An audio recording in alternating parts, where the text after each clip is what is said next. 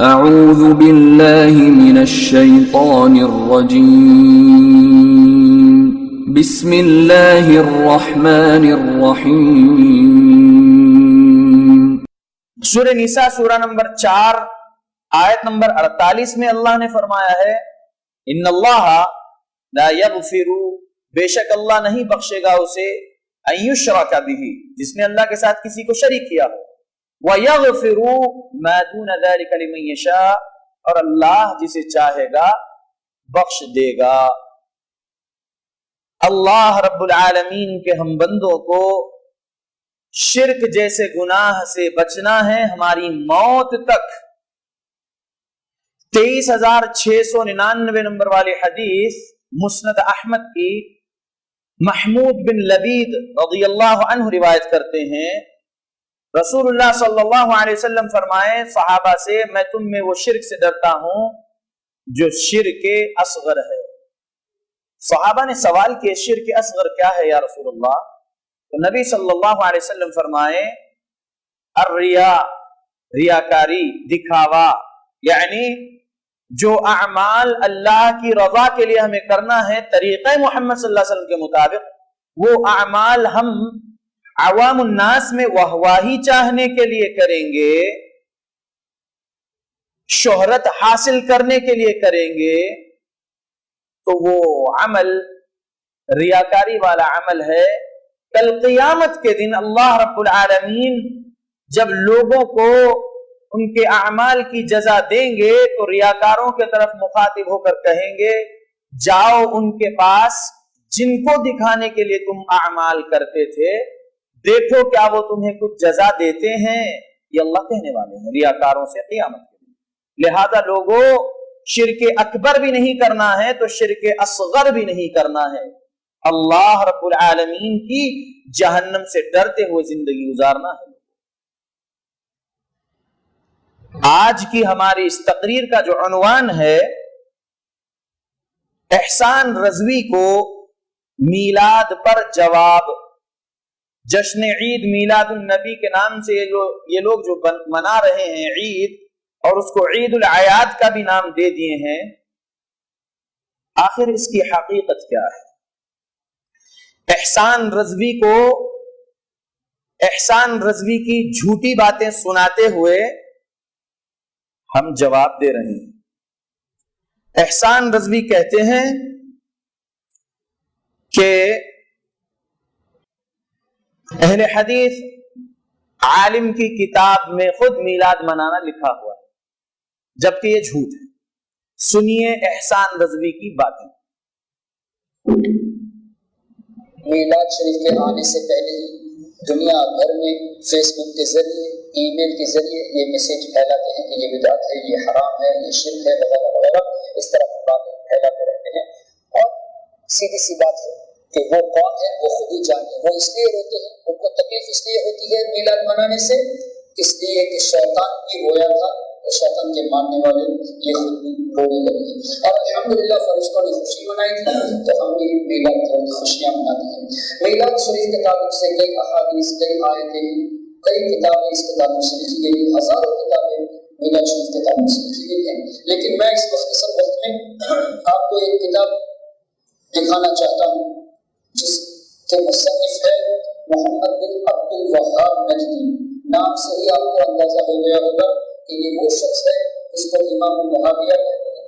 یہ وہ شخص ہے کہ جس کی تعلیم ائمہ کرام کی تقلید کو شرک کہنے والے ابن عبد الوہاب نجدی کی تقلید کرتے ہیں اور اس کی باتوں کو کوٹ کر کے شرک اور بدعت کے فتوے لگاتے ہیں، لوگوں کو مشرک کا فتویٰ یہ لوگ دیتے ہیں۔ ابن عبد الوہاب نجدی نے ایک کتاب لکھی مختصر سیرت الرسول، اور یہ مختصر سیرت الرسول چھپی ہے سعودی عربیہ ریاض سے۔ اس کے مصنف ہے محمد بن عبد الوہاب نجدی۔ آگے سناتا ہوں۔ امام الوہابیہ محمد بن عبد الوہاب نجدی کے نام سے کہہ رہا ہے بندہ۔ ہم اہل حدیث مسلمانوں کو وہابی کہا جاتا ہے، جبکہ ہم اہل حدیث مسلمان ہیں، ہم وہابی نہیں ہیں۔ امام بخاری رحمت اللہ علیہ نے ایک حدیث میں طائفہ منصورہ کا ذکر ہے، تو طائفہ منصورہ کے تعلق سے کہا طائفہ منصورہ یعنی اہل الحدیث. یہ امام بخاری رحمۃ اللہ علیہ کا قول مسئلۃ الاحتجاج بالشافعی للخطیب بغدادی صفحہ نمبر 47 پر لکھا ہوا ہے. مسئلۃ الاحتجاج بالشافعی یہ کتاب کا نام ہے. خطیب بغدادی رحمۃ اللہ علیہ کی یہ کتاب ہے. اس کے صفحہ نمبر 47 پر ہی لکھا ہوا ہے طائفہ منصورہ یعنی اہل الحدیث. یہ امام بخاری کا قول ہے. تو وہ کون سی حدیث ہے جس میں طائفہ منصورہ کا ذکر ہے کہ جس کے سبب طائفہ منصورہ یعنی اہل الحدیث کہا امام بخاری نے؟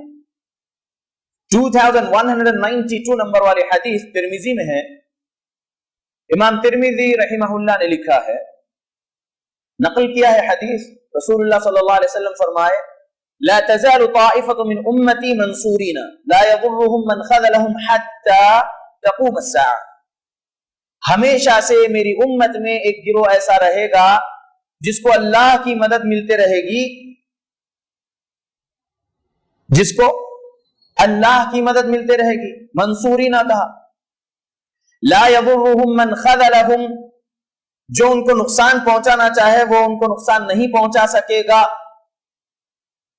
اور وہ کب تک رہیں گے؟ حتی تقوم الساعة، وہ قیامت تک رہیں گے. یہ رسول اللہ صلی اللہ علیہ وسلم فرمائے. تو اس کے اندر جو لفظ طائفہ منصورہ یعنی اللہ کی مدد حاصل جس گروہ کو ہوتی ہے اس کو طائفہ منصورہ کہتے ہیں عربی میں. طائفہ منصورہ یعنی اہل الحدیث کہا امام بخاری رحمۃ اللہ علیہ نے. اور 2192 نمبر والی حدیث کے نیچے ہی امام ترمذی نے نقل کی قول ان کے استاد امام بخاری نے فرمایا. ترمذی کے استاد امام بخاری نے فرمایا، امام بخاری رحمۃ اللہ علیہ کے استاد علی بن عبداللہ المدینی نے فرمایا ہم اصحاب الحدیث. طائفہ منصورہ اصحاب الحدیث ہے. ٹھیک ہے، تو ہم اہل حدیث مسلمانوں کو وہابی کہنا غلط ہے. محمد بن عبد الوہاب رحمۃ اللہ علیہ کی طرف ہماری نسبت جوڑی جاتی ہے. اللہ کے بندو محمد بن عبد الوہاب تھے وہ. اگر ان کے طرف نسبت جوڑ بھی رہے ہو تو ہم محمد ہی ہوئے، وہابی کیسے؟ کیونکہ وہ عبد الوہاب کے بیٹے محمد تھے. سبحان اللہ. لیکن ہم ان کی تقلید نہیں کرتے ہیں الحمدللہ.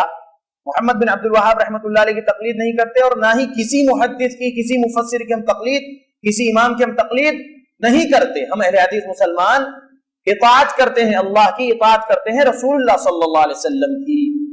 ٹھیک ہے. اور کسی محدث نے اگر کسی مسئلے میں فتویٰ دیا ہے اور اس فتوے پر ہم عمل کر رہے ہیں اگر، تو ہم کیا دیکھتے ہیں؟ وہ محدث نے، وہ مفتی نے کس دلیل کے سبب یہ فتویٰ دیے ہیں. تو ہم کس کی اتباع کر رہے ہیں؟ اس صحیح دلیل کی اتباع کر رہے ہیں، نہ کہ کسی محدث کی تقلید. سمجھ میں آ گیا؟ تو محمد بن عبد الوہاب رحمۃ اللہ علیہ کی کتابیں ہم پڑھتے ہیں اور جو ہے ہم ان کی تقلید کرتے ہیں. اس طریقے سے کہہ رہے ہیں یہ احسان رضوی، یہ احسان اقبال قادری، سبحان اللہ، جو سری لنکا والے ہیں. اللہ کے اس بندے کو ڈرنا چاہیے. یہ قرآن اور حدیث کو سلف صالحین کے مطابق سمجھے نہیں ہیں، صوفیت کے مطابق سمجھے ہیں اور صوفیت کے مطابق ہی لوگوں کو سمجھا رہے ہیں. اللہ رب العالمین ان کو ہدایت دے، آمین. یہ بندہ کہتا ہے کہ شیطان رویا تھا جب رسول اللہ صلی اللہ علیہ وسلم کی ولادت ہوئی تھی، تو اس لیے شیطان کے ماننے والے بھی میلاد منانے والوں کو دیکھ کر روتے ہیں. اور پھر اپنے بارے میں کہنے لگے یہ احسان رضوی کہ جو ہے فرشتے خوش ہوئے تھے رسول اللہ صلی اللہ علیہ وسلم کی پیدائش پر، اس لیے یہ لوگ بھی خوش ہوتے ہیں. اللہ ان کو ہدایت دے. گمراہ ہے یہ بھائی اور گمراہی پھیلا رہے ہیں. اللہ کے نبی صلی اللہ علیہ وسلم کا یہ امتی احسان رضوی جو شرک اور بدعت کرنے والا یہ شخص کہتا ہے کہ شیطان کے ماننے والے میلاد نہیں مناتے ہیں. ٹھیک ہے، کیا صحابہ رضی اللہ عنہم اجمعین میلاد منائے ہیں؟ اگر منائے ہیں تو دلیل ہوگی احادیث کی کتاب میں، تاریخ کی کتاب میں، تفسیر کی کتاب میں. مہربانی کر کے ذرا دلیل دے دیجئے کہ صحابہ میلاد منائے ہیں، پھر ہم بھی منانا شروع کر دیں گے انشاءاللہ صحابہ اگر منائے ہیں تو. اور آگے چلیے، کیا صحابہ کے شاگرد لوگ تابعین منائے ہیں میلاد؟ اگر منائے ہیں تو دلیل ہوگی کتابوں میں، دلیل دیجئے ہم بھی منائیں گے. تابعین بھی نہیں منائے. تبع تابعین منائے کیا میلاد؟ نہیں منائے. اگر منائے ہیں تو دلیل ہوگی احادیث کی کتاب میں, تفسیر کی کتاب میں, تاریخ کی کتاب میں. مہربانی کر کے وہ دلیل دے دیجئے. اتباع تبع تابعین منائے کیا؟ میلاد النبی, جیسا کہ آج لوگ منا رہے ہیں اللہ کے نبی صلی اللہ علیہ وسلم کے نام سے میلاد النبی, اور اس کے اندر بہت سارے خرافات کیے ہوئے ہیں. ایسا اتباع تبع تابعین منائے کیا؟ امام ابو حنیفہ رحمۃ اللہ علیہ منائے کیا؟ امام مالک رحمۃ اللہ علیہ میلاد النبی منائے کیا؟ امام محمد بن ادریس الشافعی رحمۃ اللہ علیہ میلاد النبی منائے کیا؟ امام احمد بن حنبل رحمۃ اللہ علیہ میلاد النبی منائے کیا جیسا تم منا رہے ہو؟ اگر منائے ہیں تو پھر دلیل تو احادیث کی کتاب میں ہوگی, تفسیر کی کتاب میں ہوگی, تاریخ کی کتاب میں ہوگی. وہ دلیل دیجئے, پھر ہم اہل حدیث مسلمان بھی میلاد النبی کا جشن منائیں گے. لیکن دلیل ہے ہی نہیں. قسم اللہ کی میلاد النبی کا جشن کرنا, میلاد النبی کسی بھی طریقے سے منانا بدعت ہے, اور اس کے اندر کئی ایسے کام شرک تک بھی پہنچ رہے ہیں, اور یہ عمل جہنم میں پہنچائے گا. اللہ کے بندو, میلاد النبی کا جشن منانا یا میلاد النبی کے نام سے کچھ بھی عمل کرنا, اگر روڈوں پر ریلیز نہیں نکال رہے ڈی جے کے ساتھ, گھر میں بیٹھ کر بس درود ابراہیمی پڑھ رہے ہیں میلاد النبی کے نام سے, اور پھر فاتحہ خوانی ہو رہی ہے اور جلیبی وغیرہ جو کچھ بھی کر رہے ہو, ایسا کرنا جہنم میں لے جانے والا عمل ہے. یہ چیز درست نہیں ہے.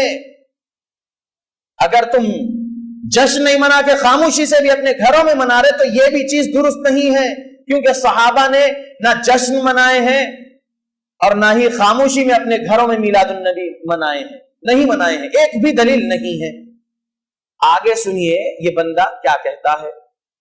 جیسا کہ واضح طور سے اس میں لکھا گیا ہے, اس میں سیرت رسول پر مختصر گفتگو کی گئی ہے, اور اس کتاب کے صفحہ نمبر 11 میں حضرت سہیبہ رضی اللہ تعالیٰ عنہ کا تذکرہ کیا ہے, جس میں یہ لکھتا ہے کہ نبی کریم صلی اللہ تعالیٰ علیہ وسلم کے ولادت کے وقت جب سہیبہ نے ابو لہب کو جا کے یہ خوشخبری سنائی کہ آپ کے گھر بھتیجا پیدا ہوا ہے. ذہن میں رکھیے, نبی پیدا ہوا ہے نہیں بلکہ بھتیجا پیدا ہوا ہے, اور ابو لہب نے بھتیجے کی پیدائش کی خوشی میں انگلی سے اشارہ کر کے سہیبہ کو آزاد کر دیا. یہ حدیث بخاری میں بھی ہے کہ کچھ لوگوں نے اس کے اہل میں سے کس خواب میں دیکھا کہ ابو لہب سے پوچھا کہ تیرا کیا حال ہے, ما حالک, تو ابو لہب نے کہا فقال فی النار, میں تو آگ میں ہوں, لیکن پیر کے دن عذاب میں تخفیف ہوتی ہے, اور اس امید سے جس سے میں نے سہیبہ کو آزاد کیا اپنے بھتیجے کی خوشی میں, اس سے مجھے پانی بھی دیا جاتا ہے. یہ حدیث جو بخاری شریف میں ہے, اس کو نقل کرنے کے بعد ابن عبد الوہاب نجوی آگے لکھتا ہے کہ آگے انشاءاللہ بتاتا ہوں. صحیح بخاری, پوری بریلویت کو چیلنج ہے میرا انشاءاللہ. احسان رضوی 3 جنوری کو 2015 میں 3 جنوری 2015 میں دارالسلام حیدرآباد میں رات کے وقت جو جلسے میں بیان کرے, 40 منٹ کے اوپر کچھ بیان رہا ان کا, شرک اور بدعات امت کو سکھا کر گئے. وہاں کے موجود جو لوگ تھے امت میں سے رسول اللہ کی, شرک اور بدعات سکھائے. وہ بھی بیان پورا سن چکا ہوں میں, اور یہ اس بیان میں کہتے ہیں کہ بخاری میں ہے. کیا ہے بخاری میں؟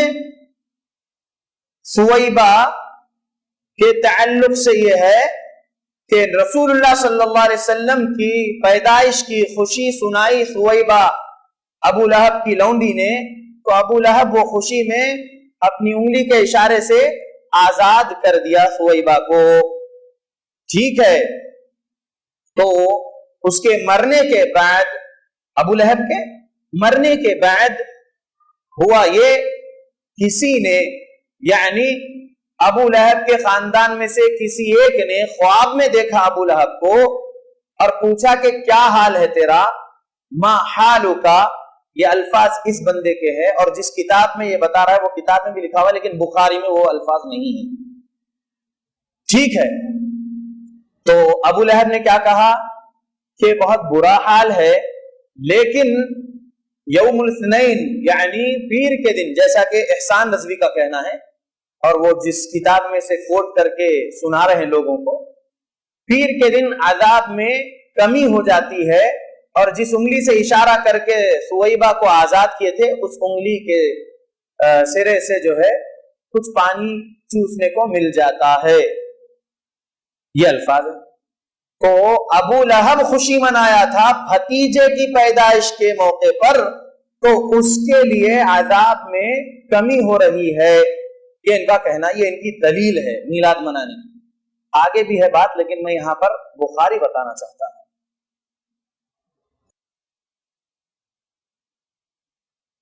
صحیح البخاری حدیث نمبر 5101، لمبی حدیث ہے لیکن جتنا مجھے چاہیے ہے سمجھانے کے لیے بس میں وہ پڑھ رہا ہوں۔ ایک کام کرتا ہوں، مکمل حدیث ہی پڑھ دیتا ہوں۔ ام المؤمنین ام حبیبہ بنت ابی سفیان نے خبر دی، انہوں نے عرض کیا یا رسول اللہ، میری بہن ابو سفیان کی لڑکی سے نکاح کر لیجیے آپ۔ نبی صلی اللہ علیہ وسلم نے فرمایا کیا تم اسے پسند کرو گی کہ تمہاری بہن تمہاری سوکن بنے؟ تو ام حبیبہ نے فرمایا ہاں میں تو پسند کرتی ہوں، اگر میں اکیلی آپ صلی اللہ علیہ وسلم کی بیوی ہوتی تو پسند نہیں کرتی، پھر میری بہن اگر میرے ساتھ بھلائی میں شریک ہو تو میں کیوں نہ چاہوں گی، غیروں سے تو بہن ہی اچھی ہے، یعنی سوکن۔ آپ صلی اللہ علیہ وسلم نے فرمایا وہ میرے لیے حلال نہیں ہے۔ ام حبیبہ رضی اللہ عنہا نے کہا اے اللہ کے رسول، لوگ کہتے ہیں آپ ابو سلمہ کی بیٹی سے جو ام سلمہ کے پیٹ سے ہے نکاح کرنے والے ہیں۔ تب آپ صلی اللہ علیہ وسلم نے فرمایا اگر وہ میری ربیبہ یعنی میری پرورش میں ہوتی تب بھی میرے لیے حلال نہ ہوتی، وہ دوسرے رشتے سے میری دودھ بھتیجی ہے، مجھے اور ابو سلمہ کے باپ کو دونوں کو سویبہ نے دودھ پلایا ہے، دیکھو ایسا مت کرو، اپنی بیٹیوں اور اپنی بہنوں کو مجھ سے نکاح کرنے کے لیے نہ کہو۔ یہاں پر حدیث رسول صلی اللہ علیہ وسلم مکمل ہو گئی۔ اب اس حدیث پر مجھے بحث نہیں کرنا ہے کیونکہ عنوان اس حدیث کے مطابق نہیں۔ اب حدیث کے نیچے تعلیقاً معلق روایت جو امام بخاری رحمت اللہ علیہ نقل کیے ہیں وہ سنیے کیا ہے۔ عربی سے قال عروة وثويبة مولاة لأبي لهب كان أبو لهب أعتقها فأرضعت النبي صلى الله عليه وسلم فلما مات أبو لهب أريه بعض أهله بشر حيبة قال له ماذا لقيت؟ قال أبو لهب لم ألقى بعدكم غير أني سقيت في هذه بعتاقة ثويبة۔ یہ عربی کے الفاظ ہے، عربی سیکھو اے احسان رضوی اور اے بریلویت اور تمام وہ فرقے والوں جو اہل حدیث جماعت سے دشمنی رکھتے ہو، عربی سیکھو، جماعت اہل حدیث کے مدرسوں میں آؤ اور عربی سیکھو، علوم حدیث سیکھو، جہالت نہ سکھاؤ لوگوں کو جو جہالت آپ سیکھے ہوئے ہیں۔ ترجمہ سنیے اب جو میں نے یہ معلق روایت جو پڑھ کر سنایا ہوں عربی میں، اس کا اردو ترجمہ سنیے۔ عروہ تابعی ہے، عروہ نے کہا سویبہ ابو لہب کی لونڈی تھی، ابو لہب نے اسے آزاد کر دیا تھا جب اس نے آپ صلی اللہ علیہ وسلم کی پیدائش کی خبر ابو لہب کو دی تھی، پھر آپ صلی اللہ علیہ وسلم کو دودھ بھی پلایا تھا، اور جب ابو لہب مر گیا تو اس کے کسی عزیز نے مرنے کے بعد اس کو خواب میں برے حال میں دیکھا تو پوچھا کیا حال ہے، کیا گزری؟ وہ ابو لہب کہنے لگا جب سے میں تم سے جدا ہوا ہوں کبھی آرام نہیں ملا مگر ایک ذرا سا پانی کا کہا، پھر اشارہ بتایا اپنے انگلی کی طرف، اپنے انگوٹھے اور اپنے انگلی کی طرف، یہ حلقے کے درمیان میں اشارہ بتایا، اس انگلی کے بیچ میں سے مجھے پانی ملتا ہے، اس وجہ سے کہ میں نے सुवैबा को आजाद कर दिया था। ये बुखारी की रिवायत है, लेकिन ये दईफ हदीस है। अल्लाह अकबर। सही बुखारी में दईफ रिवायत? जी हरगिज नहीं, हरगिज नहीं। सहीह बुखारी की जितनी भी रिवायतें हैं, कौन सी रिवायतें? मरफू मुत्तसिल रिवायतें, वो सही है। मरफू मुत्तसिल जितनी रिवायतें सही बुखारी व मुस्लिम में है वो सही है। ये जो हदीस है 5101 सही बुखारी की, ये हदीस जहां पर खत्म हुई है रसूलुल्लाह सल्लल्लाहु अलैहि वसल्लम के अल्फाज के साथ, वहां तक हदीस मरफू है, सहीह है। लेकिन आगे ताबई रहमतुल्लाह अलैह का कौल, ताबई रहमतुल्लाह अलैह का असर नकल किए हैं। तो याद रखिए, ताबई रहमतुल्लाह अलैह का कोई असर हमारे पास आ रहा हो किसी भी जरिए से, तो उसको मुरसल रिवायत कहते हैं। कौन सी रिवायत? मुरसल रिवायत। जैसा कि अबू दाऊद में हदीस है, सीने पे हाथ बांधने वाली हदीस ताबई जो है बयान करते हैं, तो वो हदीस हमारे लिए हुज्जत नहीं है। अगरचे कि हम सीने पर हाथ बांधने वाले हदीस पर अमल कर रहे हैं, जो मुस्नद अहमद की हदीस हसन लिदाती हदीस है, ठीक है, 22,313 नंबर वाली हदीस है वो मुस्नद अहमद की, जी वो जो हमारे लिए हुज्जत है सीने पर हाथ बांधने वाली नमाज की हालत में। लेकिन अबू दाऊद की जो हदीस है मुरसल रिवायत है, तो क्या हमारे अमल के लिए वो सही है और वो हदीस को हम हुज्जत पकड़ते हैं, ऐसा करना चाहिए क्या? हरगिज नहीं। मुहद्दिसीन के उसूल जो हमने सीखा है, तो उसमें मुरसल रिवायत जो होती है, कौन सी रिवायत? मुरसल रिवायत जो होती है वो दईफ होती है, वो हमारे लिए हुज्जत नहीं होती। तो इमाम बुखारी रहमतुल्लाह अलैह ने ये सही बुखारी में ये असर ताबई का क्यों नकल किए हैं 5101 नंबर वाली हदीस के नीचे? क्योंकि हदीस के इख्तिताम पर रसूलुल्लाह सल्लल्लाहु अलैहि वसल्लम उम्मे हबीबा रज़ियल्लाहु अन्हा से कहते हैं कि मैं अबू सलमा की बेटी से निकाह नहीं कर सकता, क्योंकि अबू सलमा और मैंने सुवैबा से दूध पिया है। उम्मे सलमा जो है, उम्मे सलमा की जो बेटी, अबू सलमा की जो बेटी है वो मेरी भतीजी है, दूध शरीक भतीजी है, मैं उससे निकाह नहीं करता। तो यहां पर रसूलुल्लाह सल्लल्लाहु अलैहि वसल्लम ने जो सुवैबा का जिक्र किया है, जो लौंडी थी अबू लहब की, उनसे दूध पिया है मैंने और अबू सलमा ने, ये कहा। तो इमाम बुखारी रहमतुल्लाह अलैह वो सुवैबा वाली बात चूंकि उस हदीस में है, तो नकल किए हैं ताबई उर्वा बिन जुबैर रहमतुल्लाह अलैह का ये असर कि उर्वा बिन जुबैर ने ऐसा कहा है, ठीक है। उर्वा बिन जुबैर रहमतुल्लाह अलैह ताबई के इस कौल के लिए हम हुज्जत नहीं मानेंगे, ठीक है। अब ये शरई दलील बन सकती क्या मीलादुन नबी के लिए? हरगिज नहीं बन सकती। क्यों? क्योंकि अल्फाज क्या है इसमें? उर्वा ताबई कहते हैं कि अबू लहब के मरने के बाद उसके खानदान में से किसी ने अबू लहब को ख्वाब में देखा और उससे सवाल किया तेरा क्या हाल है? तो उसने कहा कि हाल बुरा है, लेकिन मुझे पिलाया गया। सुकीतू का लफ्ज है, एहसान रज़वी को समझ लेना चाहिए। यहां पर जो बात है सुकीतू पास्ट टेंस की बात है। हर हमेशा नहीं पिलाया जाता है और हर पीर को नहीं पिलाया जाता है पानी। सुकी तो जो लफ्ज है पिलाया गया, पिलाया गया। लेकिन क्या यह बात भी सही है? पिलाया गया तो भी बात सही है क्या? जी हरगिज सही नहीं हो सकती। क्यों? क्योंकि सूरह फुरकान सूरह नंबर 25 की आयत नंबर 23 के खिलाफ में आयत है। अल्लाह रब्बुल आलमीन ने फरमाया है जो काफिर लोग हैं उनके अमाल उड़ती हुई राख की तरह बना देंगे अल्लाह रब्बुल आलमीन। कोई नेक अमल काफिर शख्स का अल्लाह रब्बुल आलमीन के पास फायदा देने वाला नहीं होगा। और सूरह कहफ सूरह नंबर 18 आयत नंबर 105 भी आप पढ़ लेंगे तो मालूम ये होगा कि अल्लाह रब्बुल आलमीन के पास काफिर के किसी नेक अमल का वजन नहीं है क़यामत के दिन। अल्लाहु अकबर। تو ہم دلیل سے بات کر رہے ہیں. دیکھیے ابو لہب کو کس نے خواب میں دیکھا؟ یہاں پر عروہ رحمت اللہ علیہ نے نہیں بتائے. کسی نے خواب میں دیکھا ہے اس کے مرنے کے بعد. ٹھیک ہے. اللہ اکبر. یہ لوگ کہتے ہیں کہ بخاری شریف میں ہے. اس لیے تو میں نے چیلنج کیا ہوں کہ بخاری شریف میں ایسی صریح روایت مجھے بتائیے جس میں یہ واضح ہو کہ ابو لہب کے تعلق سے کسی صحابی رسول نے خواب دیکھا, پھر وہ خواب رسول اللہ صلی اللہ علیہ وسلم کو بیان بھی کیا ہو اور رسول اللہ صلی اللہ علیہ وسلم نے اس خواب کی تصدیق کیے ہوں. ہرگز نہیں ایسی کوئی روایت صحیح بخاری میں یا کسی بھی کتب احادیث میں. یہ تاریخی روایت ہے. یہ کون سی روایت ہے؟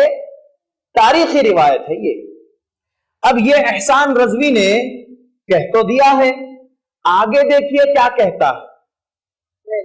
یہ کہتے ہیں ابو لہب جس کی مذمت میں قرآن کی آیتیں نازل, مطلب قرآن کی آیتیں جس کی مذمت میں نازل, وہ جب میلاد کی رات میں یعنی وہ جب میلاد کے سلسلے میں خوشی منائی اور اس کو یہ فوائد حاصل ہوئے, فما حال المسلم الموحد من امت صلی اللہ علیہ وسلم, تو جو امت محمد صلی اللہ علیہ وسلم میں سے جو مسلمان, جو اللہ کو ماننے والا, مسلم موحدی کا لفظ لکھا ہے, جو پکا مسلمان سرکار صلی اللہ علیہ وسلم کی امت میں سے خوشی منائے سرکار کی ولادت کے وقت, اس کو کتنے فوائد حاصل ہوں گے جب ایک کافر جس کی مذمت میں قرآن کی آیتیں نازل ہوئی اس کو جب فائدہ پہنچا. تو مسلمان جو نبی کریم صلی اللہ علیہ وسلم کو اللہ کا حبیب مان کر, اللہ کا بہت ہی محبوب بندہ مان کر اور شفاعت کرنے والے آقا کریم صلی اللہ علیہ وسلم کو مخلوق میں سب سے برتر مان کر, جب ان کی خوشی میں, ان کی ولادت کی خوشی میں جب خرچ کرتا ہے یا کسی کو آزاد کر دے, کسی کو صدقہ دے دے, ان کے نام پہ نیاز کرے, خوشی منائے, تو اس کو کتنے فوائد حاصل ہوں گے. کہہ کے ابن عبد الوہاب نجدی لکھتا ہے بحوالہ ابن جوزی کے, تو ان لوگوں کے امام ہی نے اس کو لکھ دیا کہ میلاد شریف منانا اس سے مسلمانوں کو بہت فائدہ حاصل ہوتا ہے, جبکہ کافر کو فائدہ ہوا. اب ظاہر ہے کافر کو تو کسی چیز کا فائدہ نہیں ہونا چاہیے, ان کو تو دنیا ہی میں جزا دی جاتی ہے, لیکن سرکار صلی اللہ علیہ وسلم کی ولادت کے بعد سعادت کی خوشی میں ایک کافر کو قبر میں راحت ملتی ہے پیر کے لیے, تو مسلمانوں کی تو شان بھی بہت اعلیٰ ہے. اور ساتھ ہی ساتھ ٹھیک ہے, آپ نے کہہ تو دیا ہے. اب آپ کے ان باتوں کا تھوڑا سا جائزہ لیتے ہیں کہ آپ نے ابن الجوزی رحمہ اللہ کے خلاف میں کیا کہا. یہ کتاب ہے, اس کے صفحہ نمبر 11 پر جو انہوں نے کہا ہے, بے شک یہاں پر وہی بات لکھی ہوئی ہے, لیکن بہت باتیں انہوں نے ایڈ کر دی اپنے طرف سے. جو بات لکھی ہوئی ہے وہ تھوڑی ہے, لیکن اپنے طرف سے بہت باتیں احسان رضوی نے ایڈ کیے ہیں. یہ کتاب ہے مختصر سیرت الرسول, یہ کتاب ہے یہ. ٹھیک ہے, یہ محمد بن عبد الوہاب رحمۃ اللہ علیہ کی کتاب ہے. اب دیکھیے یہ بندہ کیا بول گیا ہے زیادہ. میں پڑھ رہا ہوں, اس کا خلاصہ کیا ہے. وَأَرْضَعْتُهُ ثُوَيْبًا أُطَيْقَةَ أَبِي لَهَبٍ أَعْتَقَهَا حِينَ بَشَّرَتْهُ بِوِلَادَتِهِ صَلَّى اللَّهُ عَلَيْهِ وَسَلَّمَ وَقَدْ رُؤِيَ أَبُو لَهَبٍ بَعْدَ مَوْتِهِ فِي النَّوْمِ فَقِيلَ لَهُ مَا حَالُكَ فَقَالَ فِي النَّارِ إِلَّا أَنَّهُ خُفِّفَ عَنِّي كُلَّ اثْنَيْنِ وَأَمُسُّ مِنْ بَيْنِ إِصْبَعِي هَاتَيْنِ مَاءً وَأَشَارَ بِرَأْسِ إِصْبَعِهِ وَإِنَّ ذَلِكَ بِإِعْتَاقِ ثُوَيْبَةَ عندما بشرتني بولادة النبي صلى الله عليه وسلم وبإرضاعها له. قال ابن الجوزی. پہلے یہاں تک پڑھتا ہوں, پھر ابن جوزی نے کیا کہا ہے وہ بھی میں آپ کو پڑھ کے سناتا ہوں. اس کا ترجمہ کیا ہوا ہے.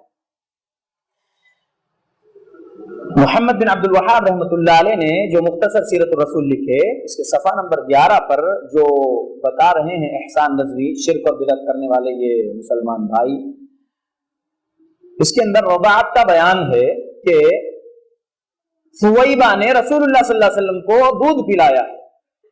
کون ہے سویبہ؟ ابو لہب کی آزاد کردہ لونڈی، ٹھیک ہے۔ آزاد کیوں کیا؟ کیونکہ اس نے خوشخبری سنایا، کس کو؟ ابو لہب کو۔ کس بات کی خوشخبری؟ رسول اللہ صلی اللہ علیہ وسلم کی ولادت کی خوشخبری سنائی سویبہ نے۔ تو ٹھیک ہے، اب ہوتا کیا ہے، تھوڑے دن کے بعد یہ مر جاتا ہے۔ مرنے کے بعد کسی نے وقد رؤیا ابو لہب بعد موتہ فی النوم، کسی نے سوتے ہوئے ابو لہب کو خواب میں دیکھا، کسی نے، ٹھیک ہے،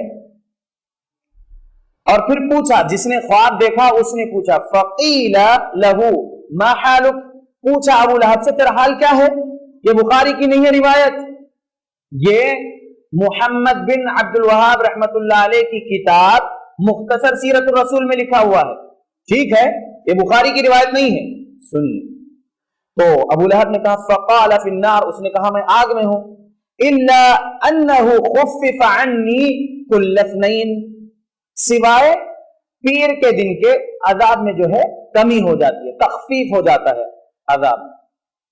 وامص من بين اصبعي هاتين ماء، اور میں چوستا ہوں، امص چوستا ہوں، من بين اصبعي دونوں انگلیوں کے درمیان میں سے چوستا ہوں، ماء پانی، وَأَشَارَ بِرَأْسِ إِصْبَعِهِ، اور پھر اشارہ کر کے بتایا وہ خواب دیکھنے والے کو، ابو لہب نے اپنی انگلی کی طرف، اپنی انگلی کے سرے کی طرف، کہ میں ایسا چوستا ہوں۔ وَإِنَّ ذَلِكَ بِإِعْتَاقِ ثُوَيْبَةَ عِنْدَمَا بَشَّرَتْنِي بِوِلَادَةِ النَّبِيِّ صلی اللہ علیہ وسلم، یہ اس لیے مجھے ہے، یہ چوسنے والا جو پانی مجھے مل رہا ہے یہ اس لیے کہ میں نے وہ خوشخبری جو رسول اللہ صلی اللہ علیہ وسلم کی ولادت کی خوشخبری پر جو میں نے آزاد کیا تھا سویبہ کو، اس چیز کے سبب مجھے یہ پانی مل رہا ہے۔ اور پھر بعد میں اس نے رسول اللہ صلی اللہ علیہ وسلم کو دودھ بھی پلایا ہے، ٹھیک ہے۔ آگے کیا ہے؟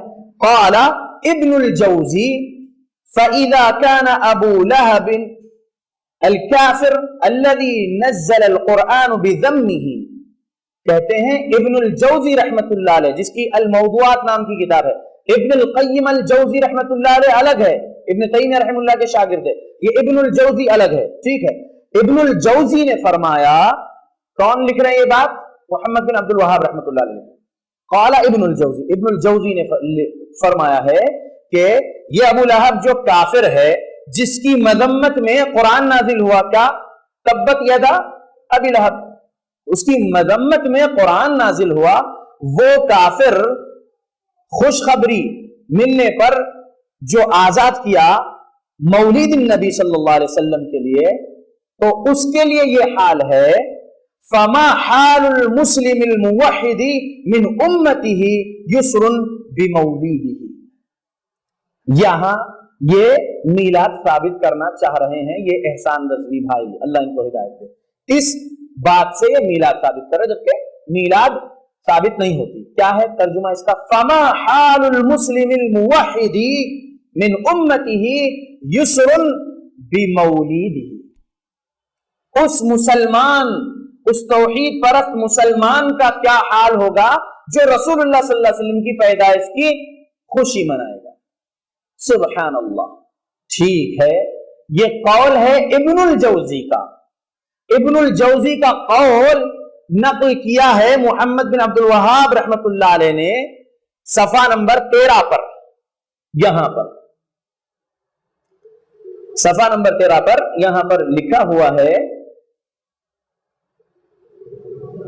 قال ابن الجوزی فإذا كان هذا أبو لهب الكافر الذي نزل القرآن بذمه جوز بفرحه الليلة، کیا ہے وہ رات جو اس نے خوشخبری سننے پر خوشی کے عالم میں جو ہے اس کو آزاد کیا تھا، اس کے سبب جب اس کا یہ حال ہے کہ وہ عذاب پیر کے دن کمی ہو رہی ہے اس کے عذاب میں اور اس کو پانی بھی مل رہا ہے، تو پھر فما حال المسلم الموحد من امته صلی اللہ علیہ وسلم یسر بمولده، یہاں پر بات ختم ہے. ٹھیک ہے، یہ کیا کہتے ہیں کہ ابن الجوزی نے کہا تو اس کو نقل کیا محمد ابن عبد الوہاب رحمۃ اللہ علیہ نے، اور کہا کہ کیا حال ہوگا اس مسلمان کا جو رسول اللہ صلی اللہ علیہ وسلم کے میلاد کی خوشی میں نیاز کرے نبی صلی اللہ علیہ وسلم کے نام سے. یہ ان کے الفاظ ہیں احسان نظوی کے، ابن الجوزی کے الفاظ نہیں ہیں.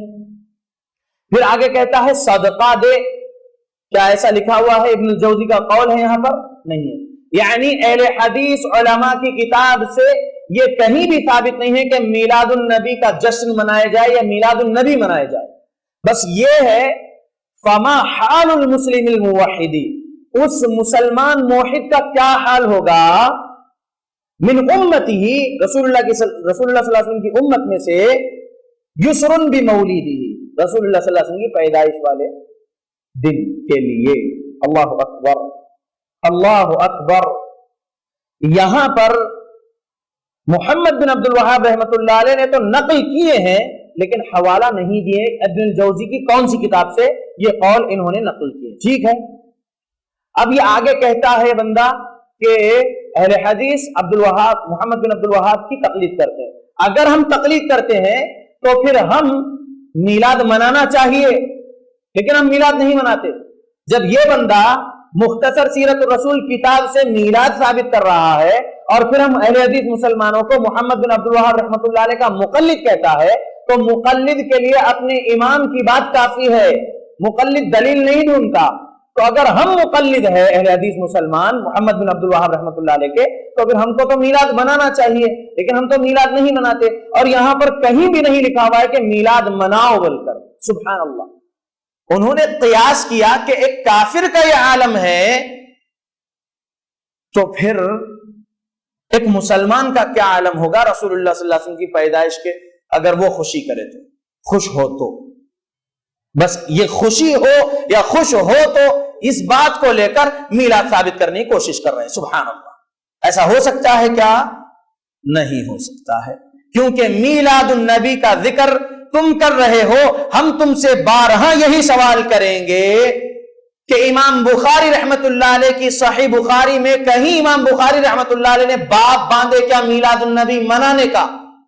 یا امام بخاری رحمت اللہ علیہ نے 5101 نمبر والی حدیث میں جو عروہ تابعی رحمت اللہ علیہ کا اثر نقل کیے اس سے ثابت کیے کہ امام بخاری رحمت اللہ علیہ میلاد النبی منانا؟ ہرگز نہیں. کیا امام بخاری رحمت اللہ علیہ کی یہ صحیح بخاری کی حدیث نمبر 5101 میں عروہ تابعی رحمت اللہ علیہ کے اس اثر کے شرح میں تشریح کرنے والے شارحین نے ابن حجر الاسقلانی رحمہ اللہ ہو شارح صحیح بخاری صاحب فتح الباری، اسی طریقے سے عمدۃ القاری علامہ بدر الدین عینی حنفی کی جو صحیح بخاری کی شرح ہے عمدۃ القاری، اس میں انہوں نے ایسی تشریح کی ہے کیا اس حدیث کے نیچے اور کہا ہے کیا میلاد النبی منانا اس حدیث سے ثابت ہوتا ہے؟ بتاؤ دلیل. ہرگز نہیں.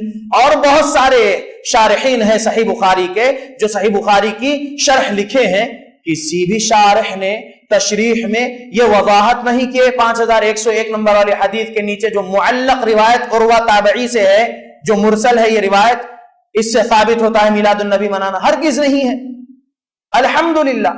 اب آؤ امام مسلم رحمت اللہ علیہ نے باب باندھے کیا میلاد النبی منانے والا؟ ہرگز نہیں باندھے. امام ابو داؤد نے، امام ترمذی نے، امام نسائی نے، امام ابن ماجہ نے، یہ کتب ستہ کے امام نے کیا باب باندھے ہیں میلاد النبی منانے کا؟ ایک بھی ان کی کتاب میں ہرگز نہیں باندھے، ہے ہی نہیں. حدیث ہی نہیں ملی میلاد النبی منانے کے تعلق سے، کیونکہ نہ رسول اللہ صلی اللہ علیہ وسلم میلاد النبی منائے، نہ صحابہ رضی اللہ عنہم اجمعین میلاد النبی منائے، نہ ہی صحابہ کے شاگرد میلاد النبی منائے. تو محدثین جو احادیث کو جمع کیے، نقل کیے، صحیح روایات ہو یا ضعیف روایات ہو، ایک بھی حدیث میلاد النبی کے تعلق سے نقل نہیں کیا اور ان کے پاس ملی نہیں میلاد النبی کے تعلق سے کوئی حدیث. الحمدللہ. تو ہم یہ کہتے ہیں کہ آپ صریح روایت بتائیے جس سے ثابت ہوتا ہے کہ میلاد النبی منانا جائز ہو، ہرگز نہیں ہے۔ آپ کس کی دلیل لے رہے ہیں؟ دیکھیے آپ کی عقل، ایک کافر، اور وہ واقعہ بھی سچا ہے یا جھوٹا اللہ اعلم، کیونکہ تاریخ کی کتاب میں ہے عباس رضی اللہ عنہ، رسول اللہ صلی اللہ علیہ وسلم کے چچا ابو لہب کے بھائی عباس رضی اللہ عنہ کو خواب میں ابو لہب والا یہ واقعہ پیش آیا ہے، جبکہ اس کی بھی سند صحیح ملی ہی نہیں کسی محدث کو، بس تاریخ کی کتاب میں ایسا درج ہے، اور یہ مرسل روایت ہے۔ عروہ بن زبیر تابعی ہے رحمت اللہ علیہ، انہوں نے بس بیان کیے ہیں، تو وہ معلق روایت کو تعلیقاً نقل کی امام بخاری رحمت اللہ علیہ صحیح حدیث کے نیچے سویبہ کا ذکر ہونے کی وجہ سے۔ بس کافر کے اس خواب کو، اور دیکھیے خواب بھی کسی امتی کا خواب جو ہوتا ہے وہ شرعی دلیل نہیں بن سکتا، امتی کا خواب شرعی حجت نہیں بن سکتا، ٹھیک ہے۔ عباس رضی اللہ عنہ نے اگر خواب دیکھے ہیں تو وہ کفر کی حالت میں دیکھے خواب، اسلام لانے سے پہلے، یا اسلام لانے کے بعد خواب دیکھے، کیونکہ جنگ بدر کے وقت تو اسلام نہیں قبول کیے تھے عباس بن عبد المطلب، اور جنگ بدر میں ابو لہب مارا گیا، ٹھیک ہے۔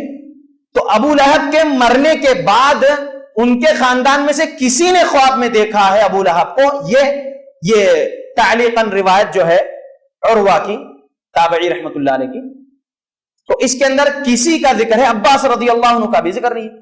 اگر عباس رضی اللہ عنہ ایمان لانے کے بعد بھی اگر وہ خواب دیکھے ہیں ابو لہب والا، تو وہ شرعی دلیل بن سکتی کیا کسی امتی کا خواب جب تک کہ نبی کی تصدیق نہ ہو جائے؟ بن سکتی؟ ہرگز نہیں بن سکتی۔ سبحان اللہ۔ ٹھیک ہے، وہ خواب کے وجہ سے آپ لوگ منا رہے ہیں میلاد النبی آج 1437 ہجری میں، 1400 سال بعد، ویسا تو 625 ہجری سے ملک مظفر نے یہ بدعت کو ایجاد کیا ہے، صحابہ کے دور میں اور کئی دور تک جو ہے وہ ملک مظفر کے دور تک میلاد نہیں منائی گئی، میلاد کا ذکر کہیں بھی نہیں ملا، جشن عید میلاد النبی کا۔ کہنا یہ ہے کہ محمد رسول اللہ صلی اللہ علیہ وسلم کے صحابہ کو یہ بات معلوم ہوئی یا نہیں ہوئی کہ عباس رضی اللہ عنہ نے ایسا خواب دیکھے ابو لہب والا؟ اگر ان کو معلوم ہوا ہوتا تو وہ دلیل کہاں ہے؟ وہ پیش کر دو، ہے ہی نہیں دلیل۔ چلو ٹھیک ہے، تابعی نے نقل کیا ہے، تو کیا تابعی رحمہ اللہ خود عروہ بن زبیر رحمت اللہ علیہ نے جو نقل کیے ہیں یہ بات ابو لہب کو خواب میں ان کے خاندان میں سے کسی نے دیکھا، تو کیا عروہ رحمت اللہ علیہ نے میلاد النبی منائے کیا؟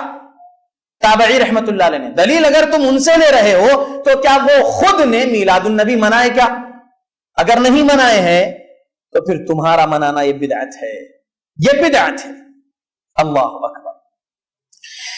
14 جون 1856 سی ای میں پیدا ہونے والے، 14 جون 1856 عیسوی میں پیدا ہونے والے احمد رضا خان بریلوی کے ایجاد کردہ دین بریلویت میں یہ سب چیزیں ہیں کہ احادیث سمجھا رہی ہیں صحیح تم کو کہ بدعت سے بچو، لیکن ہمارے احمد رضا خان نے ایسا کیا تو ہم وہی کریں گے، یہ کہنے والے بریلویت والے۔ سبحان اللہ۔ سمجھ میں آ رہا لوگوں؟ تاریخ کے لیے بھی بہت سارے اختلافات ہیں، یعنی رسول اللہ صلی اللہ علیہ وسلم 8 کو پیدا ہوئے یا 9 کو پیدا ہوئے ربیع الاول کے مہینے میں، یا 10 ربیع الاول کو پیدا ہوئے یا 12 ربیع الاول کو پیدا ہوئے، ٹھیک ہے۔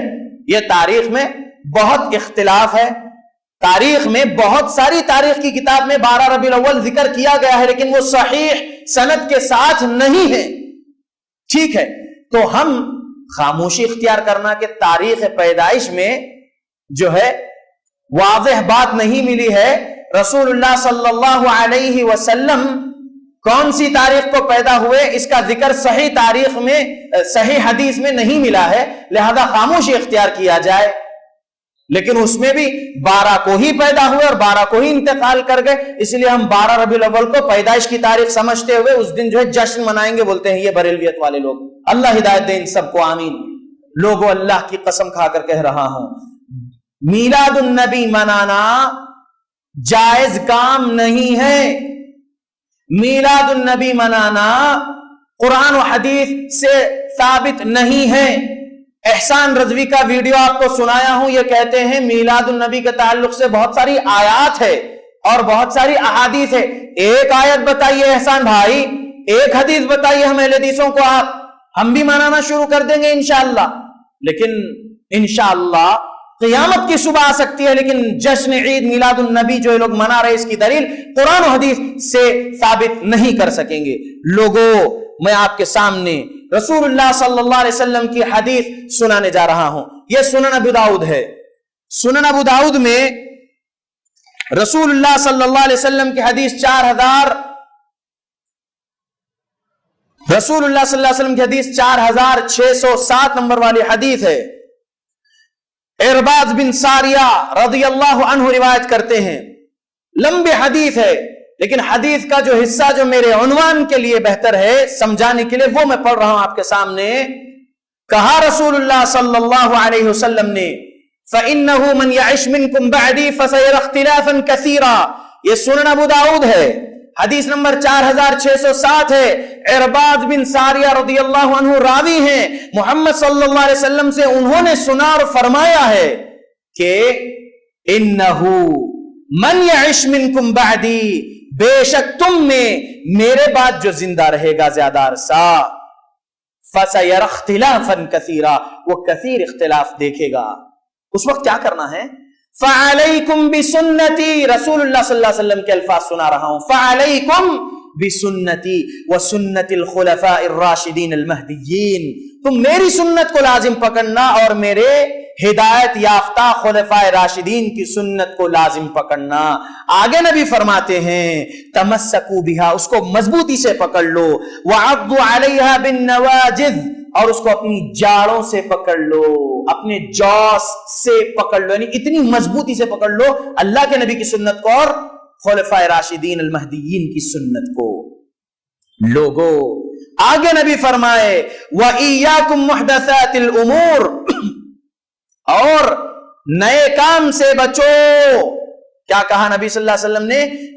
نئی بدعات و خرافات سے اپنے آپ کو بچائے رکھنا۔ وَإِيَّاكُمْ مُحْدَثَاتِ الْأُمُورِ فَإِنَّ كُلَّ مُحْدَثَةٍ بِدْعَةٍ وَكُلَّ بِدْعَةٍ ضَلَالَةٍ، بلا شبہ ہر نئی بات بدعت ہے اور ہر بدعت گمراہی ہے۔ یہ محمد رسول اللہ صلی اللہ علیہ وسلم نے فرمایا ہے۔ لوگو اللہ کے حبیب صلی اللہ علیہ وسلم کی ایک اور حدیث سن لیجئے، سنن نسائی میں ہے۔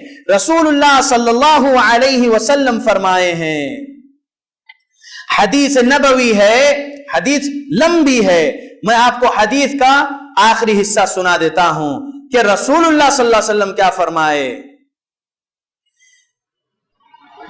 وَشَرُّ الْأُمُورِ مُحْدَثَاتُهَا وَكُلُّ مُحْدَثَةٍ بِدْعَةٍ وَكُلُّ بِدْعَةٍ ضَلَالَةٍ وَكُلُّ ضَلَالَةٍ فِي النَّارِ۔ 1579 نمبر والی حدیث، 1579 نمبر والی حدیث سنن نسائی میں ہے۔ محمد رسول اللہ صلی اللہ علیہ وسلم کیا فرمائے؟ ہر نیا کام دین میں ایجاد کرنا برا کام ہے۔ وَشَرُّ الْأُمُورِ مُحْدَثَاتُهَا وَكُلُّ مُحْدَثَةٍ بِدْعَةٍ، اور ہر نیا کام بدعت ہے۔ وَكُلُّ بِدْعَةٍ ضَلَالَةٍ، ہر بدعت گمراہی ہے۔ وَكُلُّ ضَلَالَةٍ فِي النَّارِ، اور ہر گمراہی جہنم میں لے جائے گی۔ لوگوں، یہ رسول اللہ صلی اللہ علیہ وسلم کی حدیث سنا رہا ہوں، 1579 نمبر والی حدیث سنن نسائی میں جابر رضی اللہ عنہ سے روایت کردہ حدیث ہے۔ محمد رسول اللہ صلی اللہ علیہ وسلم نے فرما دیا ہے کہ دین میں کچھ بھی نیا کام بدعت ہے۔ میلاد النبی میرے صحابہ نہیں منائے ہیں، میرے نبی صلی اللہ علیہ وسلم کی موجودگی میں نہیں منائے ہیں، میرے رسول اللہ صلی اللہ علیہ وسلم جو اللہ کے آخری رسول آخری نبی ہے، ان کے انتقال کر جانے کے بعد بھی نہیں منائے ہیں تو پھر وہ ہمارے لیے دلیل نہیں بن سکتی. کیوں؟ کیونکہ اللہ نے فرمایا ہے وَمَن يُشَاقِقِ الرَّسُولَ مِن بَعْدِ مَا تَبَيَّنَ لَهُ الْهُدَى، اور جو کوئی بھی خلاف ورزی کرے گا رسول اللہ کی ہدایت کے واضح ہو جانے کے بعد، وَيَتَّبِعْ، اور پیروی کرے گا غیر سبیل المؤمنین، ایمان والوں کے راستے سے ہٹ کر کسی اور راستے کی پیروی کرے گا، نُوَلِّهِ مَا تَوَلَّى، وہ جہاں لگا ہے ہم اس کو وہیں پر لگا دیں گے، وَنُصْلِهِ جَهَنَّمْ، اور ہم اس کو جہنم میں ڈال دیں گے، وَسَاءَتْ مَصِيرًا، اور وہ بہت برا ٹھکانہ ہے. سورہ نساء سورہ نمبر 4 آیت نمبر 115 ہے. یہ اس میں کیا ذکر ہے؟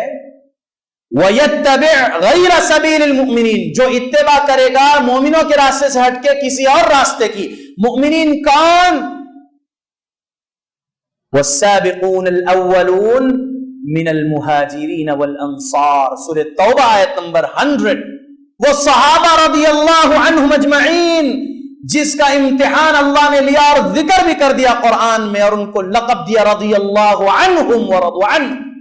وہ اللہ کے رسول محمد صلی اللہ علیہ وسلم کے صحابہ، وہ مؤمنین کے پاس، صحابہ کے پاس جو ایمان تھا، جو اعمال تھے، ویسا ہی ایمان اور ویسے ہی اعمال ہم آج کے مسلمانوں کو اور قیامت تک کے مسلمانوں کو کرنا ہے اپنی موت تک، تبھی تو ہم انشاءاللہ جنتی ہو سکتے ہیں.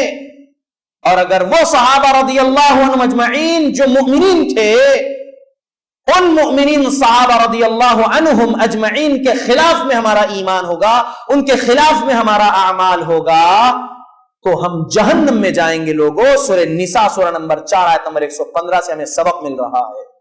اللہ کے بندو، اللہ کی جہنم بڑی ہولناک ہے.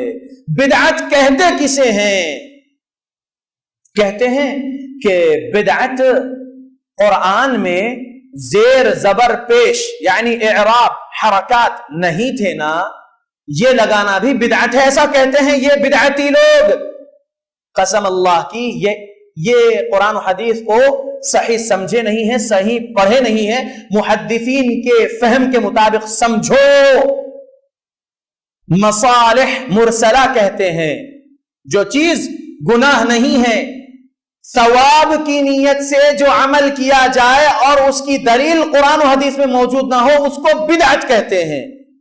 اعراب لگانا ثواب کی نیت سے اعراب لگایا گیا ہے کیا؟ ہرگز نہیں. زبر زیر پیش جو قرآن پر لگایا گیا ثواب کی نیت سے لگایا گیا؟ ہرگز نہیں. عرب لوگ کو بغیر زیر زبر پیش کے ہی عربی پڑھنے آتا ہے، جیسے ہم اردو داں لوگوں کو اردو بغیر زیر زبر پیش کے پڑھنے آتا ہے الحمدللہ. تو عرب کے پاس سے جب اسلام عجم میں گیا تو عجمی لوگ قرآن کو صحیح ادا کرنا، قرآنی آیات کو صحیح انداز میں پڑھنا، والضحا کو والضحی نہیں پڑھنا، اس لیے اعراب لگایا گیا. ٹھیک ہے اللہ کے بندو، اعراب اسی دور میں لگا دیا گیا تھا جو اللہ کے نبی صلی اللہ علیہ وسلم کی زبان مبارک سے نکلا تھا کہ میرے بعد کا دور اچھا دور، اس کے بعد کا دور اچھا دور. یعنی وہ اچھے دور میں ہی جہاں پر متقین مؤمنین قرآن و حدیث کو نبی کی صحیح تعلیمات اور صحیح سمجھ کے مطابق سمجھ کے عمل کرتے تھے، ان لوگوں نے جو ہے اعراب لگایا تھا قرآن پر، اور ثواب کی نیت سے نہیں لگایا تھا، بلکہ لوگ قرآن صحیح انداز میں پڑھنے والے بنے، اس لیے لگایا گیا حرکات زیر زبر پیش. تو یہ بدعت نہیں ہے. پھر کہتے ہیں تراویح با جماعت مکمل رمضان پڑھنا بدعت ہے. یہ کہتے ہیں قسم اللہ کی بدعت نہیں ہے. دلیل لیجئے. دلیل کیا محمد الرسول اللہ صلی اللہ علیہ وسلم کے دور میں تراویح جماعت سے پڑھائی گئی یا نہیں؟ پڑھائی گئی. صحیح بخاری میں الفاظ موجود ہے، عائشہ رضی اللہ عنہا روایت کرتی ہے، 2012 نمبر والی حدیث بھی دیکھیں، 2010 نمبر والی حدیث بھی دیکھیں. الفاظ یہ ہے کہ 3 دن تک نماز اللہ کے نبی باجماعت مسجد نبوی میں پڑھائے ہیں، اور پھر جب یہ بات عام ہونے لگی ہر روز کے نبی صلی اللہ علیہ وسلم قیام اللیل رمضان میں جماعت سے ادا کروا رہے ہیں تو لوگ بہت زیادہ جمنے لگے، تو چوتھے دن رسول اللہ صلی اللہ علیہ وسلم نے اپنے ہی حجرے مبارک سے، جو کہ آسانی سے مسجد میں دیکھ سکتے تھے، آپ نے دیکھا تو بہت زیادہ صحابہ جمے ہوئے ہیں، بہت زیادہ تعداد ہو گئی، مسجد میں جگہ نہیں ہے، تو نبی صلی اللہ علیہ وسلم چوتھی رات مسجد میں داخل نہیں ہوئے جماعت سے تراویح پڑھانے کے لیے، آپ اپنی نماز اپنے گھر میں پڑھ لیے۔ فجر کی نماز پڑھانے کے لیے رسول اللہ صلی اللہ علیہ وسلم جب مسجد گئے، فجر پڑھا کر جب آپ اپنے صحابہ کی طرف پلٹ کر بیٹھے تو صحابہ نے سوال کیا، ہم آپ کے انتظار میں تھے وغیرہ، بہت ساری روایات ہے، صحیح روایات ہے، اور 2010 نمبر والی حدیث تو پڑھ لینا صحیح بخاری میں۔ تو رسول اللہ صلی اللہ علیہ وسلم نے فرمایا تھا کہ مجھے اس بات کی خشیت تھی کہیں ان تفرضا، کہیں یہ تم پر فرض نہ کر دیا جائے، علیکم، تم پر یہ کہیں فرض نہ کر دی جائے یہ نفل نماز، اس خوف میں، انی خشیت، تو ایسا کہا نبی صلی اللہ علیہ وسلم، یعنی مجھے اس بات کی خشیت ہوئی۔ اللہ اکبر۔ تو اللہ کے نبی صلی اللہ علیہ وسلم نہیں گئے چوتھے دن سے، اس کے بعد لوگ اپنی اپنی انفرادی نماز ہی پڑھنے لگے۔ محمد رسول اللہ صلی اللہ علیہ وسلم کے انتقال کے بعد ابو بکر الصدیق رضی اللہ عنہ کے دور خلافت میں بھی جماعت سے تراویح نہیں پڑھائی گئی۔ عمر رضی اللہ عنہ کے دور خلافت میں 2012 نمبر والی حدیث ہے، غالباً آپ پڑھ لیجئے صحیح بخاری میں، عبد الرحمن بن عبد القاری رحمت اللہ علیہ تابعی، بہت دن ہوا یہ حدیث پڑھ کے، نمبر اگر صحیح نہیں بول رہا ہوں تو آپ لوگ دیکھ لینا، 2012 کے بعد یا 2012 ہی ہونا چاہیے۔ یہ تابعی رحمت اللہ علیہ عمر رضی اللہ عنہ کے ساتھ مسجد نبوی میں داخل ہوئے رمضان کی ایک رات میں، دیکھتے ہیں کہ ایک آدمی کے پیچھے کچھ لوگ جماعت سے نماز پڑھ رہے ہیں تراویح کی، اور کچھ لوگ اپنی اپنی انفرادی پڑھ رہے ہیں۔ تو عمر رضی اللہ عنہ نے تب کہا کہ میری یہ رائے ہے کیوں نہ میں ایک قاری کے پیچھے تمام کو جمع کر دوں۔ پھر عمر رضی اللہ عنہ نے حکم دیے ابی ابن کعب رضی اللہ عنہ کو اور تمیم الداری رضی اللہ عنہ کو کہ وہ لوگوں کو نماز پڑھائے۔ موطا امام مالک میں حدیث نمبر 247 یا 248 بھی ہے، پڑھ لینا، سائب بن یزید رضی اللہ عنہ سے روایت کردہ وہ حدیث ہے، ٹھیک ہے، کہ عمر رضی اللہ عنہ نے ابی ابن کعب کو حکم دیے تھے 8 اور 3 11 پڑھانے کا، وہ موطا کی حدیث 247 یا 248۔ تو یہ حدیث میں ہے کہ صحیح بخاری 2012 عمر رضی اللہ عنہ حکم دیے، دوسری رات رمضان کی جب آئے مسجد میں دیکھے تو ایک قاری کے پیچھے تمام لوگ نماز جماعت سے پڑھنے لگے۔ تب عمر رضی اللہ عنہ نے فرمایا نعم البدعۃ ہذہ، کیا اچھا نیا کام ہے یہ، اس کا ترجمہ ہوتا ہے نعم البدعۃ ہذہ، کیا اچھا نیا کام ہے یہ عمر رضی اللہ عنہ کے الفاظ کا لفظی ترجمہ میں نے آپ کے سامنے کیا۔ بدعت کا لفظی ترجمہ ہوتا ہے کوئی چیز نہیں ہو پہلے سے اور اس کو ایجاد کرنا، ٹھیک ہے، جیسا کہ یہ آئی پیڈ یہ پہلے سے نہیں تھا، جب ایجاد کیا گیا پہلی مرتبہ تو یہ بدعت کہلائے گا۔ موبائل ہے بدعت ہے، یہ مائکرو فون ہے بدعت ہے، یہ فین ہے یہ بدعت ہے، لیکن یہ دین میں بدعت ہے کیا؟ دین میں بدعت نہیں ہے، لغوی معنی سمجھا رہا ہوں میں آپ کو۔ اب دیکھیے شرعی معنی کیا ہے بدعت کا، الاحداث فی الدین من غیر دلیل، دین میں کوئی ایسا نیا کام جس کی دلیل موجود نہ ہو وہ بدعت کہلاتا ہے۔ کیا جماعت سے تراویح پڑھانے والا عمل رسول اللہ صلی اللہ علیہ وسلم کے سامنے تھا یا نہیں تھا؟ تھا۔ کیوں روکے رسول اللہ صلی اللہ علیہ وسلم؟ آپ صلی اللہ علیہ وسلم نے وجہ بیان کر دیا کہ مجھے اس بات کی خشیت ہوئی کہ کہیں یہ نفل نماز اللہ تم پر فرض نہ کر دے، اسی لیے اللہ کے نبی صلی اللہ علیہ وسلم پھر چوتھے دن سے جماعت سے نماز نہیں پڑھائے۔ اب دور عمر فاروق رضی اللہ عنہ میں لوگوں کو عمر رضی اللہ عنہ نے دیکھے کہ کچھ الگ الگ جگہ پر لوگ کھڑے ہو کر قیام اللیل پڑھ رہے ہیں، تو انہوں نے جمع کر دیے۔ رسول اللہ صلی اللہ علیہ وسلم کے پاس رکا ہوا عمل عمر رضی اللہ عنہ نے پھر سے شروع کروا دیے، نیا عمل ایجاد نہیں کیا عمر رضی اللہ عنہ، بدعتی نہیں تھے عمر رضی اللہ عنہ، ٹھیک ہے۔ تو عمر رضی اللہ عنہ کی یہ سنت، یعنی ان کا یہ اجتہادی عمل کہ رمضان کے تمام راتوں میں جماعت کا اہتمام ہو قیام اللیل کے لیے، تراویح کے لیے، تہجد کے لیے، تمام جو نام ہے یہ ایک ہی نماز کا نام ہے، ٹھیک ہے؟ تو عمر رضی اللہ عنہ کے اس سنت پر عمل کرنا جائز ہے یا نہیں جائز ہے؟ جائز ہے۔ اس بات کی کیا دلیل ہے؟ دلیل جو ابھی میں نے آپ کو 4607 نمبر والی حدیث سنن ابو داؤد کی دکھاتے ہوئے پڑھ کر سنایا۔ کیا ہے اس میں حدیث؟ انہو من یعش منکم بعدی فسیر اختلافا کثیرا فعلیکم بسنتی وسنت الخلفاء الراشدین المہدیین۔ اللہ اکبر۔ جب تم میں میرے بعد جو زندہ رہے گا کثیر اختلافات دیکھے گا تو اس وقت تم کو میری سنت کو لازم پکڑنا ہے اور میرے خلفاء راشدین کی سنت کو لازم پکڑنا ہے۔ تو خلفاء راشد میں دوسرے خلیفہ عمر رضی اللہ عنہ کی سنت ہے یہ، تمام راتیں رمضان کی انہوں نے جماعت کروائے ہیں قیام اللیل کی۔ الحمدللہ نبی کا رکا ہوا عمل انہوں نے ایجاد کروا دیا، کیونکہ انہیں اب خشیت نہیں تھی، کیونکہ وحی کا نزول ختم ہو چکا تھا۔ یہ رسول اللہ صلی اللہ علیہ وسلم کے صحابی تھے، اب جبرائیل آ کر بولنے والے نہیں تھے عمر کو کہ فرض ہو گئی، بلکہ نہیں نا، رسول اللہ کے پاس تو اس بات کا خدشہ ہوگا کہ کہیں فرض نہ ہو جائے، عمر کے پاس تو یہ بات ہے ہی نہیں فرض ہو جائے گی، اس لیے عمر رضی اللہ عنہ نے جو ہے اس نفل نماز کو با جماعت کا اہتمام کروایا ہے۔ تو ہم الحمدللہ بدعتی نہیں ہیں، عمر رضی اللہ عنہ کے اس اجتہاد پر عمل کر رہے ہیں، الحمدللہ الحمدللہ۔ دلیل نبی صلی اللہ علیہ وسلم کی ہمارے پاس موجود۔ ہم یہ کہتے ہیں کہ ہم اہل حدیث مسلمانوں کا ایک عمل آپ بتائیے، اے بریلویت والو، اے دیوبندیت والو، اور اے وہ فرقے والو جو جماعت اہل حدیث سے دشمنی رکھتے ہو، ایک ہمارا عمل بتائیے جس میں ہم بدعت کرتے ہیں۔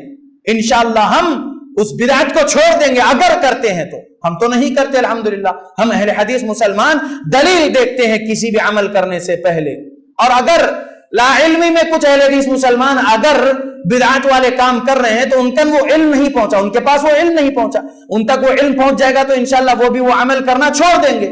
جو صرف اور صرف شرک سے توبہ کر کے، بریلویت دیوبندیت سے توبہ کر کے، حنفیت سے توبہ کر کے جماعت اہل حدیث میں آ گئے ہیں اور اپنے آپ کو بس یہ کہہ رہے ہیں کہ ہم شرک نہیں کرتے ہیں، لیکن کچھ علم ان کے پاس نہیں پہنچا کہ یہ بھی چیز بدعت ہے، وہ بھی چیز بدعت ہے، اور ان کو علم نہیں ہونے کے سبب وہ کر رہے ہیں، تو ان کا وہ عمل آپ دیکھ کر اہل حدیث بھی بدعت کرتے پھرتے ہیں یہ نہ کہو سبحان اللہ، سمجھے نا؟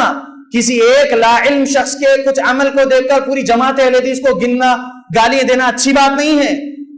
آئیے بیٹھیے ہمارے پاس، ہم اہل حدیث مسلمان قرآن و حدیث کو صحابہ کے سمجھ کے مطابق، صحابہ کے شاگرد تابعین کے سمجھ کے مطابق، تابعین کی سمجھ کے مطابق، اور ان بزرگان دین کی اتباع صحیح دلیل کے مطابق کرنے والے بزرگان دین کے مطابق ہم سمجھیں گے اور سمجھائیں گے انشاءاللہ۔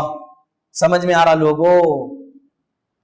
تو معلوم کیا ہوا، یہ لوگ ہماری کتاب میں سے پڑھ کر سنائے ہیں ایک عبارت، اور وہ نقل کرنے والے وہ مصنف کتاب محمد بن عبد الوہاب رحمت اللہ علیہ مختصر سیرت الرسول کی، اس کے صفحہ نمبر 11 پر جو لکھا ہے، انہوں نے اس کی دلیل نہیں پیش کی، ابن الجوزی کی کون سی کتاب سے انہوں نے وہ بات نقل کی، سمجھ میں آ گیا؟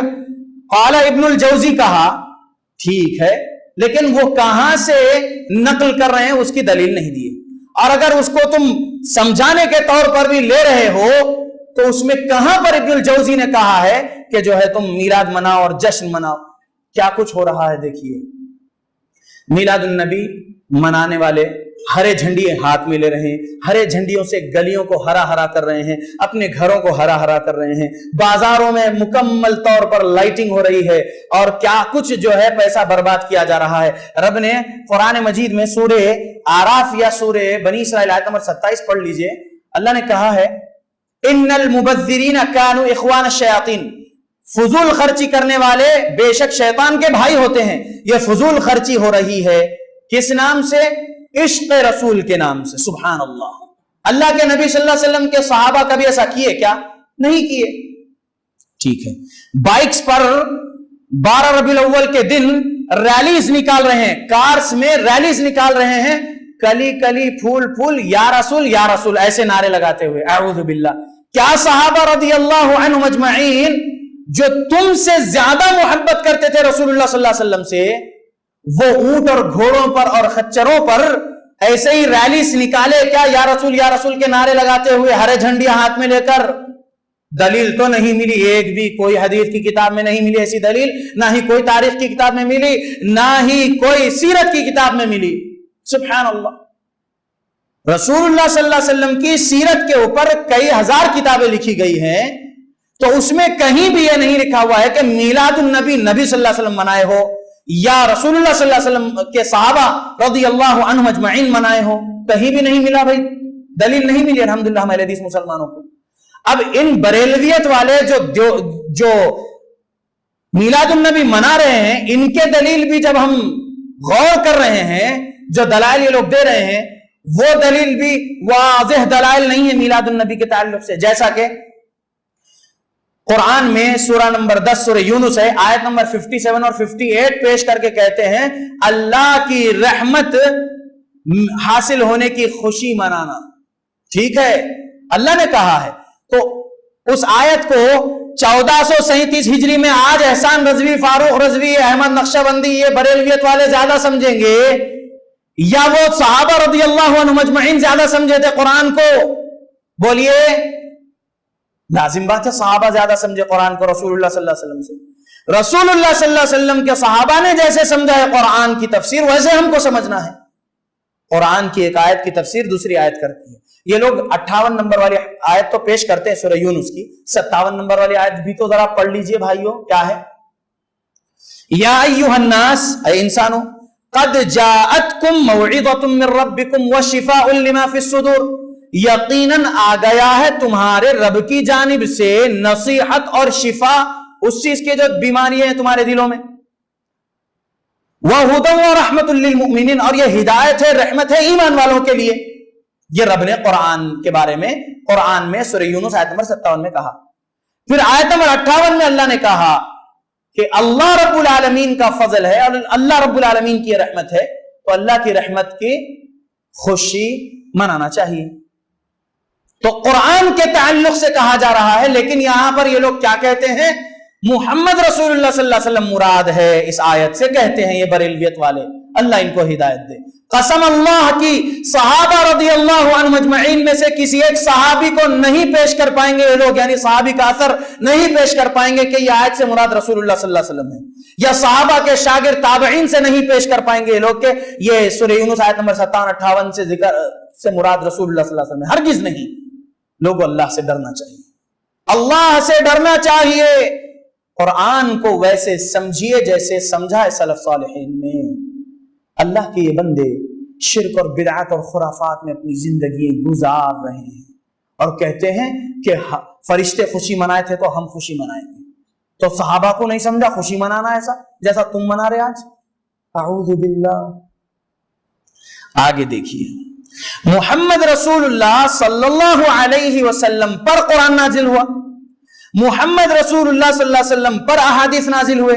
دلیل 4604 نمبر والی حدیث سنن ابو داؤد میں ہے، مقدام بن معد کرب رضی اللہ عنہ راوی ہے، فرماتے ہیں محمد صلی اللہ علیہ وسلم نے فرمایا ہے، الا انی اوتیت الکتاب ومثلہ معہ، آگاہ ہو جاؤ مجھے عطا کیا گیا ہے کتاب اور اس جیسی ایک چیز اس کے ساتھ۔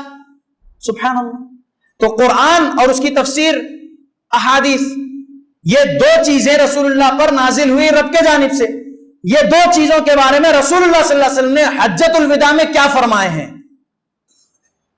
318 نمبر والی حدیث حسن لذاتہ سند کے ساتھ عبداللہ بن عباس رضی اللہ عنہ روایت کرتے ہیں، محمد رسول اللہ صلی اللہ علیہ وسلم فرمائے، انی قد ترکت فیکم ما ان اعتصمتم به فلن تضلوا ابدا کتاب اللہ وسنت نبیہ۔ کیا فرمایا نبی صلی اللہ علیہ وسلم نے؟ بے شک میں تمہارے درمیان میں جو چھوڑ رہا ہوں، انی قد ترکت فیکم ما ان اعتصمتم به، جو اسے مضبوطی سے پکڑ لے گا، فلن تضلوا ابدا، وہ ہمیشہ کے لیے گمراہ نہیں ہوگا۔ کیا ہے وہ چیز؟ کتاب اللہ وسنت نبیہ، اللہ کی کتاب اور رسول اللہ صلی اللہ علیہ وسلم کی سنت۔ یہ مکمل ہو گئی ہے شریعت یا اور باقی ہے؟ کیا ایمان ہے؟ मुकम्मल हो चुकी। दलील सूरह माइदा सूरह नंबर 5 आयत नंबर 3, अल-यौमा अकमलतु लकुम दीनकुम व अतममतु अलैकुम निअमती व रदीतु लकुमुल इस्लाम दीना। हज्जतुल विदा के मौके पर यह नाजिल हुई सो आयत है। ठीक है, तर्जुमा क्या है इसका? आज के दिन हमने क्या किया? तुम्हारे लिए दीन मुकम्मल कर दिया। व अतममतु अलैकुम निअमती, और हमारी नेमतें तुम पर पूरी कर दिए। व रदीतु लकुमुल इस्लाम दीना, और हम दीन इस्लाम से राजी हो गए। ये रब ने फरमाया है। तो अब दीन में किसी किस्म का एडिशन या सब्सट्रैक्शन नहीं हो सकता। समझ में आ गया? सुभान अल्लाह, जो दीन रसूलुल्लाह सल्लल्लाहु अलैहि वसल्लम के सामने और सहाबा के सामने था, वो दीन जो सलफ सालिहीन ने समझाया है, दीन इस्लाम सही दलाइल के मुताबिक, वो दीन इस्लाम पर हम अहले हदीस मुसलमान चल रहे हैं। अल्हम्दुलिल्लाह, अल्हम्दुलिल्लाह। दीगर 72 बातिल फिरके वाले कुरान और हदीस तो बयान करते हैं अपने अमल के लिए, लेकिन सूफियत की समझ के मुताबिक समझाते हैं, सलफ सालिहीन की समझ के मुताबिक नहीं समझाते। समझ में आ गया लोगों? अल्लाह रब्बुल आलमीन के दीन में अब किसी किस्म का एडिशन करना, गोया के आप ज्यादा समझ रहे हैं अब दीन को रसूलुल्लाह सल्लल्लाहु अलैहि वसल्लम से ज्यादा। रसूलुल्लाह सल्लल्लाहु अलैहि वसल्लम को नहीं मालूम था मीलादुन नबी मनाना, जो कि आज ये बिदअती हजरात मना रहे हैं मीलादुन नबी, और फिर मिंबर से शिरकिया कलिमात के नाते भी पढ़े जा रही हैं, और नातों में आजकल डीजे भी हो गया, रीमिक्स नाते आ गई है। सुभान अल्लाह। अल्लाह हिदायत दे मेरे इन बरेलवियत वाले भाइयों को, आमीन। याद रखिए अहले हदीस मुसलमानों, बरेलवी मुसलमानों को, देवबंदी मुसलमानों को मुसलमान मानो, इन्हें काफिर ना कहो, इनको शिर्क करने वाला मुसलमान मानो, इनको बिदअत खुराफात करने वाला मुसलमान मानो। समझ में आ रहा है? ठीक है, बिदअती मुसलमान इनको इसलिए हम मानते हैं क्योंकि इनकी जिंदगियों में कई ऐसे अमाल है जिसकी दलील कुरान और सही अहादीस में नहीं है। सही मुस्लिम नाम की हदीस की किताब है, उसमें हदीस नंबर 1718 में रसूलुल्लाह सल्लल्लाहु अलैहि वसल्लम का फरमान है। आयशा रदियल्लाहु अन्हा रिवायत करती हैं, मोहम्मद सल्लल्लाहु अलैहि वसल्लम फरमाए, मन अमिला अमलन लैसा अलैहि अमरुना फहुवा रद। मन, क्या मतलब है मन का? जो कोई भी हो, मन का मतलब होता है, मन अरबी वर्ड है, इसका उर्दू में तर्जुमा क्या?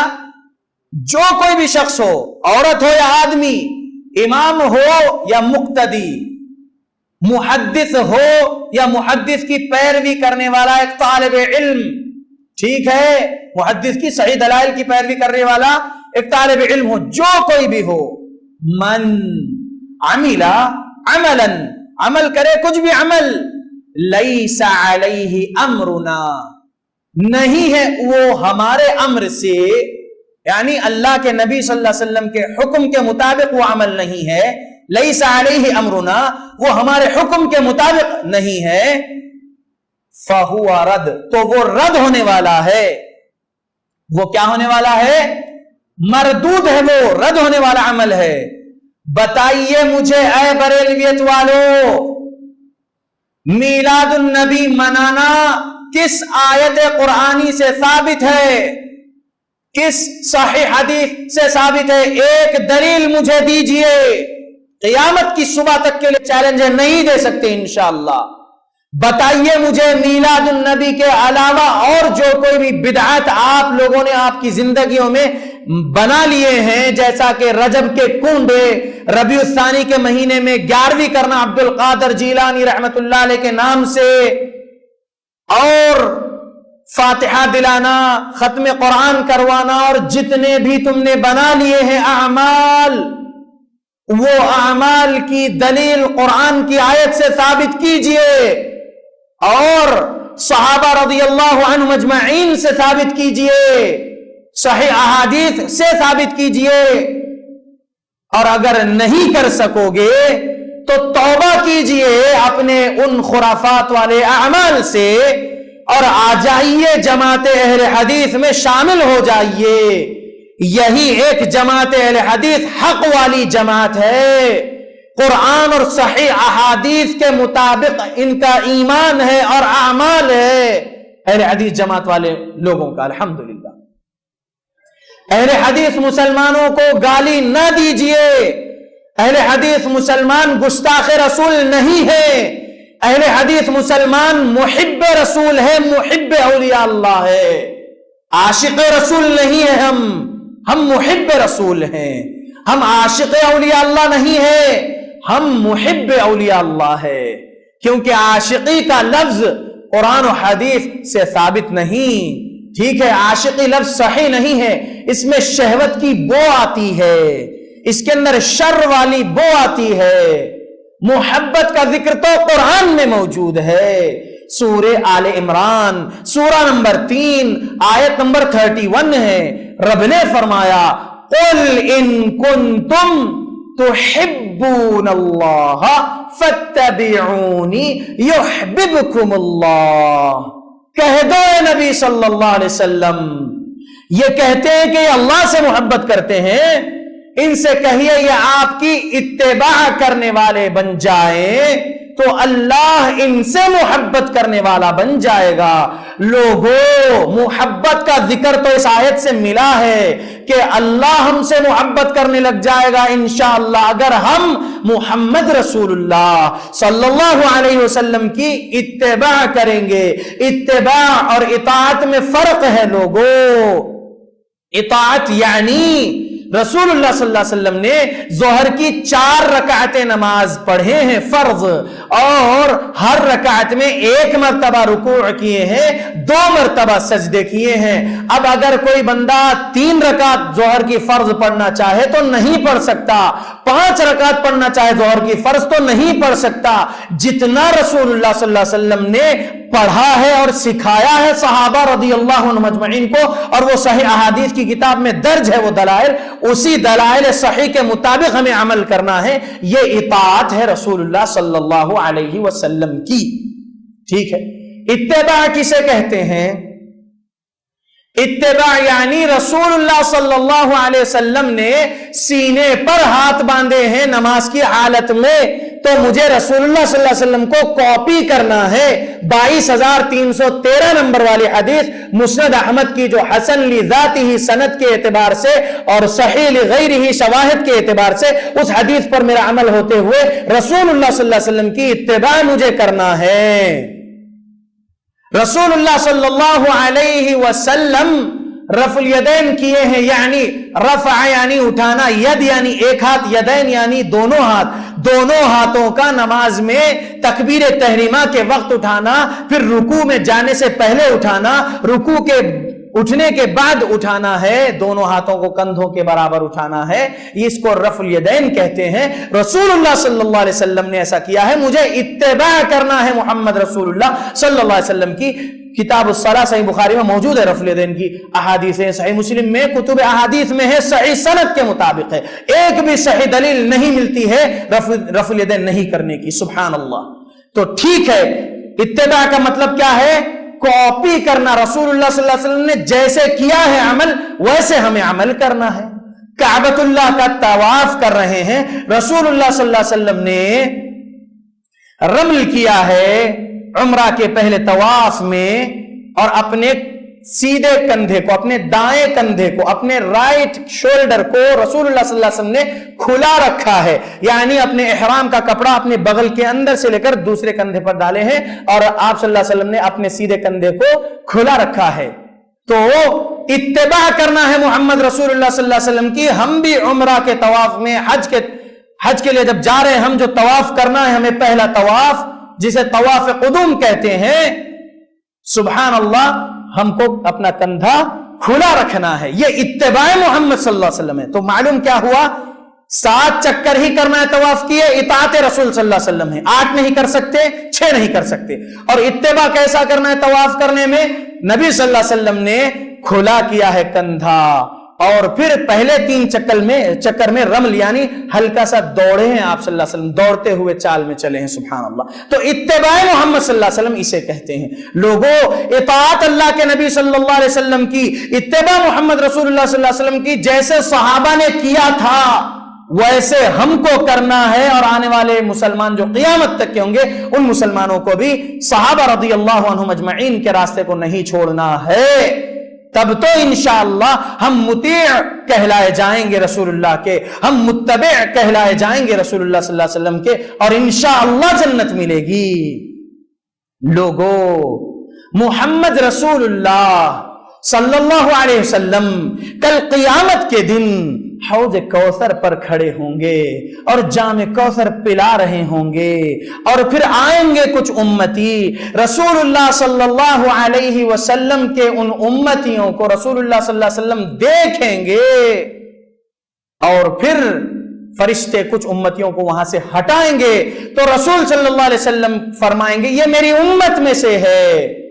تو کیا کس سے فرمائیں گے اللہ کے نبی صلی اللہ علیہ وسلم؟ ربی، اے میرے رب یہ میری امت میں سے ہے۔ تب اللہ فرمائیں گے کہ آپ کو نہیں معلوم ما احدثوا بعدک، اللہ اکبر، ما تدری یا لا تدری کے الفاظ ہے، ما احدثوا بعدک، آپ کو نہیں معلوم انہوں نے آپ کے بعد کیا نئے کام ایجاد کر لیے تھے۔ یہ کون فرما رہے ہیں؟ کس سے فرما رہے ہیں؟ لوگوں اٹھاؤ صحیح مسلم حدیث نمبر 400 ہے، اور انٹرنیشنل نمبرنگ کے مطابق 894 نمبر والی حدیث ہے یہ۔ حوض کوثر پر جو رسول اللہ صلی اللہ علیہ وسلم کے پاس یہ جو واقعہ پیش آئے گا، اس کی دلیل پڑھ لینا صحیح مسلم میں 400 نمبر والی حدیث، اور انٹرنیشنل نمبرنگ کے مطابق 894 نمبر والی حدیث۔ رسول اللہ اپنے رب سے فرمائیں گے اے میرے رب یہ میری امت میں سے ہے، تو تب رب کہیں گے کہ ما تدری ما احدث بعدک یا لا تدری ما احدث بعدک، آپ کو نہیں معلوم انہوں نے آپ کے بعد کیا ایجاد کر لیے نئے کام۔ تو یہ جو میلاد النبی منانے والے جو مسلمان ہیں جو شرک اور بدعت کر رہے ہیں، یہ لوگوں کو حوض کوثر سے ہٹا دیا جائے گا، رسول اللہ صلی اللہ علیہ وسلم سے دور کر دیا جائے گا، محروم ہو جائیں گے یہ لوگ رسول اللہ صلی اللہ علیہ وسلم کے سامنے قیامت والے دن، انہیں جام کوثر نہیں نصیب ہوگا، کیونکہ انہوں نے دین میں نئے کام ایجاد کر لیے۔ لوگوں، ثواب حاصل کرنے کے لیے جو اعمال کرنا ہے محمد رسول اللہ صلی اللہ علیہ وسلم نے تمام سکھا دیے ہیں۔ لوگوں، ایسا کوئی عمل باقی نہیں ہے جو اللہ کے نبی نے نہیں سکھایا ہو جس سے ثواب ملتا ہو اللہ کے پاس۔ لوگوں، اللہ کے نبی صلی اللہ علیہ وسلم کے امتیوں میں جو لوگ آج نئے نئے کام ثواب کی نیت سے کر رہے ہیں، جو رسول اللہ صلی اللہ علیہ وسلم نے سکھایا اور صحابہ نے نہیں کیے، وہ اعمال ان کے بدعت والے اعمال ان کو رسول اللہ صلی اللہ علیہ وسلم سے قیامت والے دن حوض کوثر سے دور کر دیں گے۔ یہ لوگ بدعتی لوگ ہوں گے۔ سبحان اللہ، کتنی بڑی محرومی ہے یہ، اللہ اکبر۔ لوگوں، اس حدیث میں ایک سبق یہ بھی ملتا ہے، رب کہہ رہے ہیں محمد صلی اللہ علیہ وسلم سے لا تدری، آپ کو نہیں معلوم ما احدثوا بعدک، انہوں نے آپ کے بعد کیا ایجاد کر لیا۔ تو اس حدیث سے کیا معلوم ہوا کہ محمد صلی اللہ علیہ وسلم کو غیب کا علم نہیں تھا، اور آج بھی اس دنیا والوں کے بارے میں رسول اللہ صلی اللہ علیہ وسلم کچھ بھی نہیں جان رہے ہیں، کیونکہ یہ جو ملک مظفر کی اتباع کرنے والے لوگ ہیں، 625 ہجری میں جو میلاد النبی ایجاد کیا ملک مظفر نے، اربل، ملک اربل کا جو بادشاہ تھا، اس کی اتباع کرنے بریلویت والے، سبحان اللہ، یہ لوگ جو آج کام کر رہے ہیں، یہ کام کا علم محمد صلی اللہ علیہ وسلم کو نہیں ہے۔ اس حدیث سے ہمیں معلوم ہوا ہے الحمدللہ۔ کس حدیث سے؟ صحیح مسلم حدیث نمبر 894 سے، کہ رب فرمائیں گے آپ کو نہیں معلوم آپ کے بعد انہوں نے کیا ایجاد کر لی۔ سبحان اللہ۔ یہ تو کہتے ہیں، میں نے ناگپور میں دیکھا، بیان کر رہے ہیں، ایک کرسی لگی ہوئی ہے اور کرسی پر بھی ہری جو ہے لائٹنگ لگی ہوئی ہے، وہ کرسی خالی تھی، اسپیکر پہ کوئی اور ایک شخص جو ہے بیان کر رہے ہیں، ان سے سوال کیا یہ کیوں ہے؟ تو اس پر رسول اللہ صلی اللہ علیہ وسلم آ کر بیٹھیں گے، بولا گیا ہے۔ سبحان اللہ۔ استغفر اللہ واتوب الیہ پڑھنا ہے ہم کو. اگر ہم سے انجانے میں بھی گناہ ہو رہا ہے تو جانتے بوجھتے تو ایسے گناہ نہیں کرنا ہے ہم کو. لوگوں یہ لوگ ایسے ہیں جو رسول اللہ صلی اللہ علیہ وسلم کو لے کر آ رہے ہیں اپنے مجلسوں میں. یہ کیسے لوگ ہیں؟ اچھا تمہارے پاس آ رہے ہیں تو پھر حیدرآباد کے لوگوں کے پاس نہیں آ رہے کیا رسول اللہ صلی اللہ علیہ وسلم؟ اعوذ باللہ. پھر آپ کا ہی عقیدہ ہے بریلویت والوں کا ہے کہ حاضر و ناظر ہے رسول اللہ صلی اللہ علیہ وسلم. آپ کے ہی عقیدے آپ کے ہی باتوں سے ٹکرا رہے ہیں. سبحان اللہ. اللہ ہدایت دے میرے ان بھائیوں کو. جیسا ہم بھی بریلویت میں تھے, ہم بھی توبہ کر کے آج 2008 سے اہل حدیث مسلمان ہیں. اللہ میری موت تک مجھے اہل حدیث بنائے, صحابہ جیسا اہل حدیث بنائے, آمین. ہم سب کو بھی آمین. تو اللہ ان کو بھی اہل حدیث بنا دے, آمین. یہ لوگ گمراہی میں ہیں. ان کے علماء جو ہے بریلویت والے جو علماء ہے یہ لوگ خود گمراہ ہے. قرآن و حدیث کو صوفیت کے مطابق سمجھے ہیں, ممبروں سے صوفیت سکھا رہے ہیں, عوام صوفیت سیکھ رہی ہے, جا کر اپنے گھروں میں اسی چیز کی تعلیم اور اسی چیز پر عمل کر رہی ہے. سبحان اللہ. لوگوں قسم اللہ کی آج جو امتی رسول اللہ صلی اللہ علیہ وسلم کے اعمال کر رہے ہیں, بدعات والے اعمال, ان اعمال کا علم محمد صلی اللہ علیہ وسلم کو نہیں ہے, نہیں ہے, نہیں ہے. یہ ایمان ہے ہمارا. صحیح مسلم حدیث نمبر 894 سے جو ہمیں سبق ملا ہے. الحمدللہ. سمجھ میں آ گیا لوگوں؟ الحمدللہ. لوگوں محمد رسول اللہ صلی اللہ علیہ وسلم کا انتقال ہوا ربیع الاول کی 12 تاریخ کو پیر کے دن, اور چاشمبے کی رات کو رسول اللہ صلی اللہ علیہ وسلم کی تدفین پیش آئی ہے. ٹھیک ہے, ویڈنسڈے کو آپ کو دفنایا گیا ہے. 12 ربیع الاول ہجرت کے 11ویں سال چاشت کے وقت روح مبارک جو قبض ہوئی رسول اللہ صلی اللہ علیہ وسلم کے جسم مبارک سے عائشہ رضی اللہ عنہا کے گود میں, وہ روح مبارک آج اللہ کی جنت میں ہے, جنت کی ایک منزل میں ہے. وہ جنت کی منزل کہاں ہے جانتے ہو؟ اللہ کے عرش کے نیچے ہے, 7 آسمانوں کے اوپر ہے وہ منزل. اللہ کے نبی صلی اللہ علیہ وسلم کی وہ جنت والی منزل جس میں اللہ کے نبی صلی اللہ علیہ وسلم کی روح مبارک ہے. اس وقت سے جب سے آپ کی روح مبارک قبض ہو کر چلے گئی اس منزل میں, تب سے لے کر آج تک روح مبارک محمد صلی اللہ علیہ وسلم کی اس جنت کی اس منزل میں ہے. ٹھیک ہے, یہ میں کہاں سے سمجھا رہا ہوں آپ کو یہ بات؟ دلیل ہونا. اہل حدیث مسلمان بغیر دلیل کے بات نہیں کرتا الحمدللہ, اور جس کے پاس دلیل نہیں ہوتی وہ بیچارے ذلیل ہو رہے ہیں, کیونکہ اللہ نے فرمایا ہے سورہ مجادلہ میں. خیر وہ آیت ابھی نہیں پڑھتا ہوں, میں آپ کو دلیل دے رہا ہوں کہ رسول اللہ صلی اللہ علیہ وسلم کی روح مبارک اللہ کی جنت میں ہے. اللہ کے رسول صلی اللہ علیہ وسلم کی وہ منزل جو جنت میں اس میں ہے. صحیح بخاری حدیث نمبر 1386 ہے, یہ 1386 نمبر والی حدیث. سمورہ بن جندب رضی اللہ عنہ روایت کرتے ہیں, لمبی حدیث ہے. معراج کا واقعہ رسول اللہ صلی اللہ علیہ وسلم نے اپنے صحابہ کو جو بیان کیے اس میں ایک یہ بھی واقعہ ہے کہ 7ویں آسمان پر جبرائیل علیہ السلام کے ساتھ محمد صلی اللہ علیہ وسلم کھڑے ہوئے ہیں. جبرائیل نے کہا فرفع رأسک, اے اللہ کے رسول اپنا سر اٹھائیے. فرفعت رأسی, جب میں نے اپنا سر اٹھایا تو اللہ کے نبی صلی اللہ علیہ وسلم کہتے ہیں میں جب اپنا سر اٹھایا تو میں نے ایک منزل دیکھا, مثل السحاب, ایک سائبان کی طرح کوئی چیز دیکھا. میں نے مثل السحاب دیکھا, ایک سفید سائبان کی طرح کوئی چیز دیکھا. میں نے جبرائیل سے پوچھا یہ کیا ہے؟ جبرائیل نے کہا یہ آپ کی منزل ہے. تو میں نے جبرائیل سے کہا کہ مجھے چھوڑو, میری منزل میں داخل ہونے دو. تب جبرائیل نے کہا مجھ سے, یعنی رسول اللہ صلی اللہ علیہ وسلم سے جبرائیل نے فرمایا انہو بقی لک عمر لم تستکملہ فلو استکملت اتیت منزلک. کیا ترجمہ ہے یہ الفاظ کا جبرائیل علیہ السلام کے؟ انہو بقی لک عمر, بے شک آپ کی عمر کا کچھ حصہ ابھی باقی ہے. لم تستکملہ, ابھی آپ نے اسے مکمل نہیں کیا ہے. فلو استکملت, جب آپ اس کو مکمل کر لو گے, اتیت منزلک, آ جاؤ گے اپنی اس منزل میں.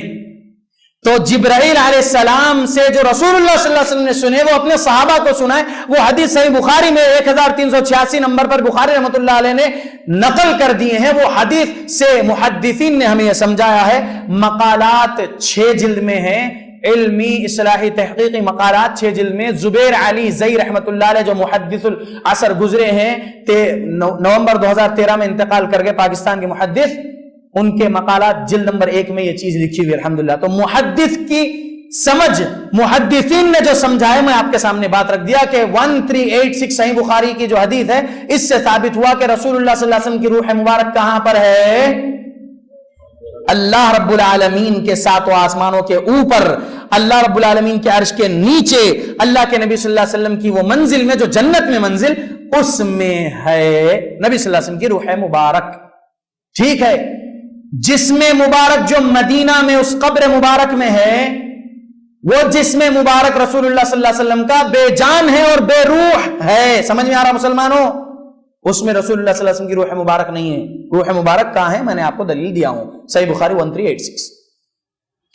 मोहम्मद रसूलुल्लाह सल्लल्लाहु अलैहि वसल्लम के एक फरमान को नकल किया है सही मुस्लिम में। इमाम मुस्लिम रहमतुल्लाह अलैह ने 4887 नंबर वाली हदीस में, कुछ लोगों का इश्काल है, कैसा अभी तो क़यामत के बाद जन्नत का दरवाजा रसूलुल्लाह सल्लल्लाहु अलैहि वसल्लम खोलेंगे ना, तो फिर पहले से रसूलुल्लाह सल्लल्लाहु अलैहि वसल्लम जन्नत की मंजिल में है, बोल रहे ये क्या बात है? ऐसा सवाल उठाए हैं कुछ भाई लोग हमारे, तो उनको जवाब है, आलमे बरज़ख का क्या मुआमला है रब्बे करीम जानते हैं, हम नहीं। और हम ईमान वाले हैं।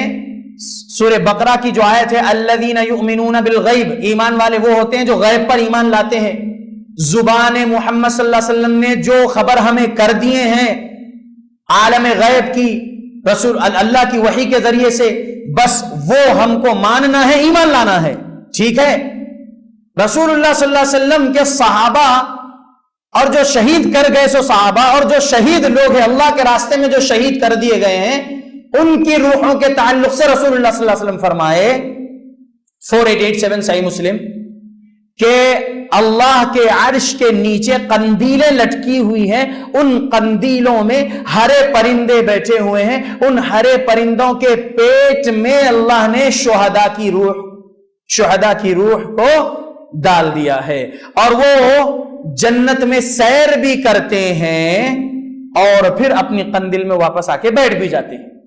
तो शुहदा यानी रसूलुल्लाह सल्लल्लाहु अलैहि वसल्लम के उम्मतियों में से जो शहीद हुए, अल्लाह के रास्ते में शहीद हुए हैं, अल्लाह के लिए लड़ते हुए शहीद हुए हैं, वो शुहदा इकराम की रूहें अल्लाह की जन्नत में सैर कर रही हैं हरे परिंदों के पेट में रहकर, और वो फिर जो कंदीलें अल्लाह के अर्श से लटकी हुए उन कंदीलों में आकर बैठ भी जाते हैं वो परिंदे, वो रूहें शुहदा की।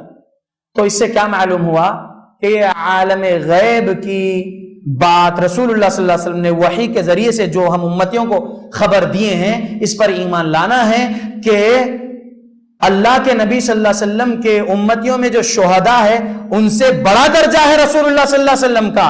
तो रसूलुल्लाह सल्लल्लाहु अलैहि वसल्लम कब्र में नहीं है, रसूलुल्लाह सल्लल्लाहु अलैहि वसल्लम की रूह मुबारक जन्नतुल फिरदौस की उस मंजिल में है, जिस मंजिल के ताल्लुक से जिब्राइल ने रसूलुल्लाह सल्लल्लाहु अलैहि वसल्लम को बताया था मेराज की रात में। 1386 सही बुखारी में है यह हदीस।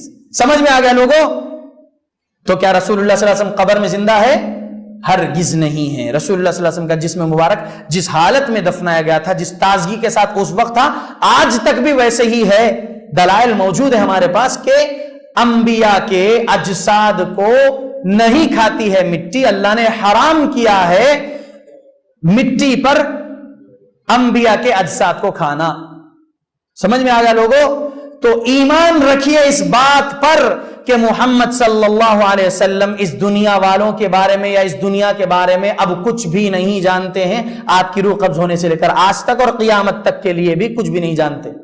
ठीक है, तो या रसूल अल्लाह कहना, या रसूल अल्लाह के नारे लगाना और नातें पढ़ना और बहुत सारी रीमिक्स म्यूजिक्स उसके अंदर लगा लेना, आ गया नूर वाला आ गया, नूर लेकर आ गया, ऐसी नातें पढ़ना, सुभान अल्लाह, क्या सहाबा से साबित है?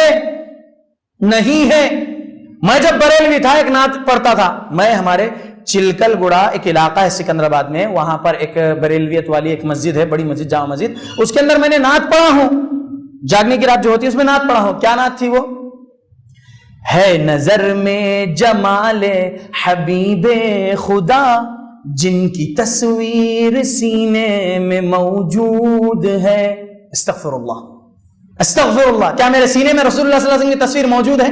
تو پھر کیسے کہہ رہا ہوں ہے نظر میں جمال حبیب خدا جن کی تصویر سینے میں موجود ہے؟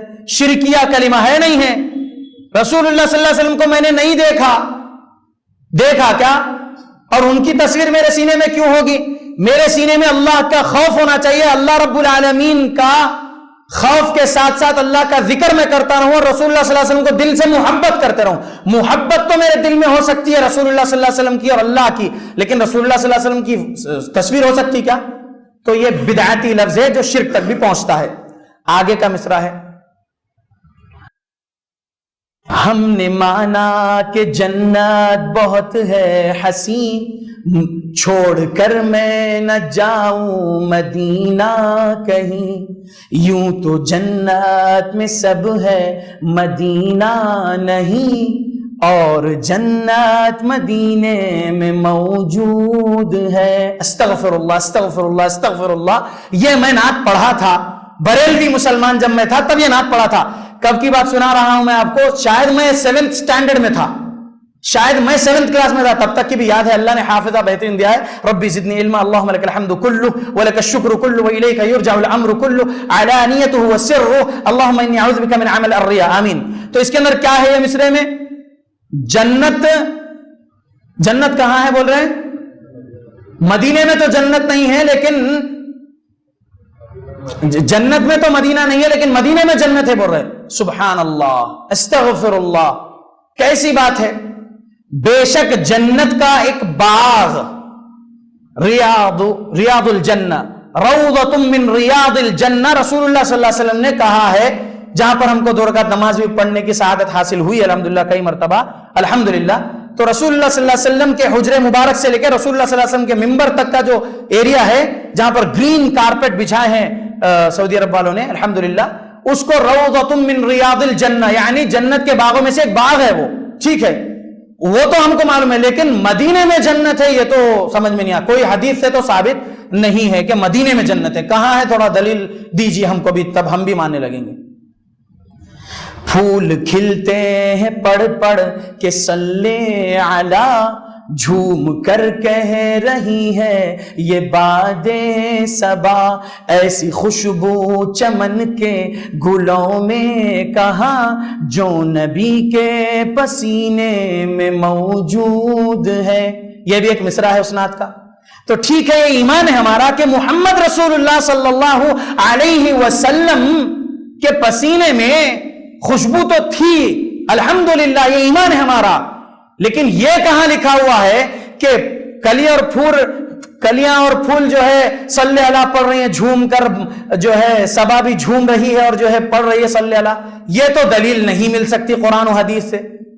تو بس رسول اللہ صلی اللہ علیہ وسلم کی شان میں کچھ بھی کلمات بول جانا تعریف میں غلط ہے لوگوں۔ بس وہی الفاظ رسول اللہ صلی اللہ علیہ وسلم کی تعریف میں بولو جو قرآن و حدیث سے ٹکرانے والے الفاظ نہ ہو۔ سمجھ میں آ رہا لوگوں اللہ کے نبی صلی اللہ علیہ وسلم کی حدیث، اے لوگوں تم اپنے دین میں غلو نہ کرو، تم سے پہلی قومیں اپنے دین میں غلو کرنے کے سبب ہلاک کر دی گئی، محمد صلی اللہ علیہ وسلم کا فرمان ہے یہ۔ تو لوگوں غلو نہ کرو، اللہ رب العالمین نے جو شریعت نازل کیا ہے قرآن و حدیث محمد صلی اللہ علیہ وسلم پر، اس شریعت اسلام کو صحابہ نے کیسے سمجھا اور صحابہ کی اتباع کرنے والوں نے جیسے سمجھا، ویسے ہم کو سمجھنا ہے اور قیامت تک کے مسلمانوں کو سمجھنا ہے ویسے ہی سلف صالحین کی سمجھ کے مطابق۔ سمجھ میں آ رہا لوگوں؟ غلو نہ کرو۔ اللہ رب العالمین نے رسول اللہ صلی اللہ علیہ وسلم کو جو مقام و مرتبہ دیا اس سے بڑا چڑھا کر نہ بیان کرو رسول اللہ کا مقام و مرتبہ۔ سمجھ میں آ رہا لوگوں؟ اللہ سے ڈرو جیسے ڈرنے کا حق ہے۔ لوگوں قسم اللہ کی، میں بریلوی تھا، میں سلام پڑھتا تھا، پڑھاتا بھی تھا، لیکن میں چھوڑ چکا ہوں وہ سب کام۔ رسول اللہ صلی اللہ علیہ وسلم کی شان میں کئی ایسے سلام میں پڑھتا تھا، سبحان اللہ، لیکن آج جب قرآن و حدیث کا صحیح علم ہوا فہم سلف کے مطابق تو معلوم ہوا کہ ہمیں وہی درود اور وہی سلام پڑھنا ہے جو قرآن اور صحیح حدیث سے ثابت ہے، اور کیسے طریقے سے پڑھنا ہے وہ بھی ہم کو جو سکھا دیا گیا ہے اس شریعت اسلام نے الحمدللہ۔ یعنی کھڑے ہو کر شہنشاہ والا سلام علیکم، دو عالم کے آقا سلام علیکم پڑھنے کی ضرورت نہیں ہے، مصطفیٰ جان رحمت پہ لاکھوں سلام پڑھنے کی ضرورت نہیں ہے، صحابہ رضی اللہ عنہ اجمعین نے ایسے سلام نہیں پڑھے ہیں رسول اللہ صلی اللہ علیہ وسلم پر، نہ صحابہ رضی اللہ عنہ اجمعین کی اتباع کرنے والوں نے ایسے سلام پڑھے ہیں، یا نبی سلام علیکہ یا رسول سلام علیکہ، ایسا سلام نہیں پڑھے ہیں صحابہ نے اور صحابہ کی اتباع کرنے والوں نے، بلکہ ہم ہر نماز میں التحیات پڑھ رہے ہیں یا نہیں، اس میں السلام علی النبی پڑھ رہے ہیں یا نہیں، السلام علیکہ ایھا النبی پڑھ رہے ہیں یا نہیں، درود ابراہیمی پڑھ رہے ہیں یا نہیں، التحیات میں پڑھ رہے ہیں الحمدللہ۔ تو لوگوں وہ درود وہ سلام جو نماز میں رسول اللہ صلی اللہ علیہ وسلم پر پڑھ رہے، وہ درود و سلام اللہ کے نبی تک پہنچا رہے ہیں اللہ کے فرشتے۔ ٹھیک ہے لوگوں، اللہ کے نبی بذات ہی خود ہمارا درود و سلام نہیں سنتے، فرشتے پہنچاتے ہیں۔ لوگوں محمد رسول اللہ صلی اللہ علیہ وسلم پر درود و سلام ہم نماز کے علاوہ بھی اگر پڑھ رہے ہیں، جیسا کہ بیان میں بیٹھے ہیں، نبی صلی اللہ علیہ وسلم کا نام آیا محمد، تو ہم صلی اللہ علیہ وسلم کہہ رہے ہیں یا نہیں؟ درود اور سلام ہو رسول اللہ صلی اللہ علیہ وسلم پر، کہہ رہے ہیں یا نہیں؟ ٹھیک ہے، تو یہ درود و سلام بھی فرشتے اللہ کے رسول صلی اللہ علیہ وسلم تک پہنچاتے ہیں۔ ہمارا سلام ہمارا درود رسول اللہ صلی اللہ علیہ وسلم پر جو ہم پڑھ رہے ہیں وہ ڈائریکٹ رسول اللہ صلی اللہ علیہ وسلم نہیں سنتے ہیں۔ یاد رکھو مسلمانوں اللہ سے ڈرو جیسے ڈرنے کا حق ہے۔ یہ میلاد النبی منانا جائز کام نہیں ہے۔ میلاد النبی منا رہے ہیں جو مسلمان وہ بدعت کر رہے ہیں، اور اس میں کئی ایسے کام شرک تک بھی پہنچ رہے ہیں۔ ان کا یہ عمل اللہ کے پاس قبول نہیں ہوگا۔ من عمل عملا لیس علیہ امرنا فہو رد، یہ خلاصہ ہے ہمارے اس درس کا۔ جو کوئی بھی شخص جو کچھ بھی عمل کرے اس کا وہ عمل اللہ کے پاس قبول نہیں بلکہ رد ہونے والا ہے، اگر وہ عمل رسول اللہ کے طریقے کے مطابق نہ ہو تو۔ سمجھ میں آ گیا لوگوں؟ تو کچھ بھی عمل ہو، دیکھو کہ یہ عمل شریعت اسلام کی صحیح تعلیمات کے مطابق ہے یا مخالف میں ہے، یہ اتباع کتاب و سنت ہے یا ابتداع ہے یعنی بدعت ہے۔ دیکھو لوگوں، کیونکہ رب نے فرمایا ہے سورہ حشر سورہ نمبر 59 آیت نمبر 18، کہا اللہ نے یا ایھا الذین آمنوا اتقوا اللہ ولتنظر نفس ما قدمت لغد واتقوا اللہ۔ رب نے فرمایا لوگوں، اے وہ لوگوں جو ایمان لائے ہو اللہ سے ڈرو، اور ہر شخص یہ جان لے کہ وہ کل کے لیے کیا بھیج رہا ہے۔ وَلْتَنْظُرْ نَفْسٌ مَا قَدَّمَتْ لِغَدْ، ہر نفس یہ اچھے طریقے سے دیکھ لے، جان لے کہ وہ کل کے لیے کیا بھیج رہا ہے۔ لوگوں کچھ بھی عمل کرنے کے لیے قدم بڑھا رہے ہو یا ہاتھ بڑھا رہے ہو یا اپنا جسم بڑھا رہے ہو ایک عمل کرنے کے لیے ثواب کی نیت کے ساتھ، وہ عمل کے لیے پہلے یہ تحقیق کر لیجئے کہ وہ عمل قرآن کی کون سی آیت کے مطابق ہے، وہ عمل احادیث صحیحہ کے مطابق ہے یا نہیں ہے۔ وہ جو عمل میں کرنے جا رہا ہوں ایسا عمل صحابہ نے اور ان کی اتباع کرنے والوں نے کیے ہیں یا نہیں، اس بات پر غور و فکر کر لو لوگوں۔ ایسا نہ ہونے پائے کہ لا علمی میں کچھ بھی عمل کیے جا رہے ہوں نبی کی محبت کے نام سے، ثواب کی نیت سے، اور کل قیامت کے دن رب کریم جو ہے سورہ فرقان سورہ نمبر 25 آیت نمبر 23 کے مطابق اڑتی ہوئی راکھ کے مطابق بنا دے گا وہ عمل کو ہمارے، وہ اعمال کو ہمارے۔ لوگوں اللہ سے ڈرو۔ اللہ رب العالمین کے نبی محمد صلی اللہ علیہ وسلم پر قرآن نازل ہوا۔ قرآن میں سورہ محمد میں ایک آیت ہے، لوگوں اللہ کی اطاعت کرو، اللہ کے رسول کی اطاعت کرو اور اپنے اعمال کو برباد نہ کرو۔ تو لوگوں اطاعت اللہ کی، اطاعت رسول اللہ صلی اللہ علیہ وسلم کی کرنا ہے تو کہاں سے ملے گا وہ اطاعت والے اعمال کا سبق؟ قرآن اور صحیح حدیث سے ملے گا۔ تو آؤ جماعت اہل حدیث کی مساجد میں آؤ، بیٹھو، یہاں پر قرآن اور صحیح احادیث کے صحیح دلائل کے مطابق جو درس دیا جا رہا ہے، جو تعلیم دی جا رہی ہے، یا علم حاصل کرو اور اپنا ایمان و عمل صحابہ رضی اللہ عنہم اجمعین اور ان کی اتباع کرنے والوں کے مطابق بنا لو اور اپنے آپ کو جنت کا وارث بنا لو۔ اللہ رب العالمین سے میں دعا کرتا ہوں اللہ رب العالمین ہم اہل حدیث مسلمانوں کی پورے عالم میں خاص حفاظت کرے، ہم اہل حدیث مسلمانوں کو اللہ رب العالمین سچا پکا داعی بنائے، اسلام کا داعی بنائے کہ ہم دیگر باطل فرقے والے مسلمانوں کے پاس اخلاق کے ساتھ، آداب کے ساتھ، محبت کے ساتھ اسلام کا پیغام پہنچانے والے بنے، اسلام ان کو سلف صالحین کے فہم کے مطابق سمجھانے والے بنے۔ اللہ کی توفیق سے اللہ ہمیں ایسی توفیق دے، ہم کسی مسلمان کو تکلیف نہ پہنچانے والے بنے، ہم کسی انسان کو تکلیف نہ پہنچانے والے بنے، بلکہ ہم اہل حدیث مسلمانوں سے بس امن ہی امن پورے عالم میں پھیلتا رہے، ہم امن کے داعی بنے رہیں، ہم اہل حدیث مسلمانوں سے صرف امن ہی پھیلے پورے عالم میں، صحیح دلائل، آداب اور محبت کے ساتھ۔ اللہ ایسی توفیق ہمیں دے، آمین۔ اللہم اعز الاسلام والمسلمین واذل الشرک والمشرکین، اللہم من ارادنا واراد بالمسلمین سوءا فاشغله بنفسه، اللہم اہلک الظالمین بظلمهم، اللہم اصلح احوال المسلمین فی فلسطین، اللہم اصلح احوال المسلمین فی فلسطین، اللهم اصلح احوال المسلمين في فلسطين، اللهم اصلح احوال المسلمين في الشام، اللهم اصلح احوال المسلمين في العراق، اللهم اصلح احوال المسلمين في اليمن، اللهم اصلح احوال المسلمين في الهند، اللهم اصلح احوال المسلمين في بورما، اللهم اصلح احوال المسلمين في الباكستان، اللهم اصلح احوال المسلمين في كل مكان۔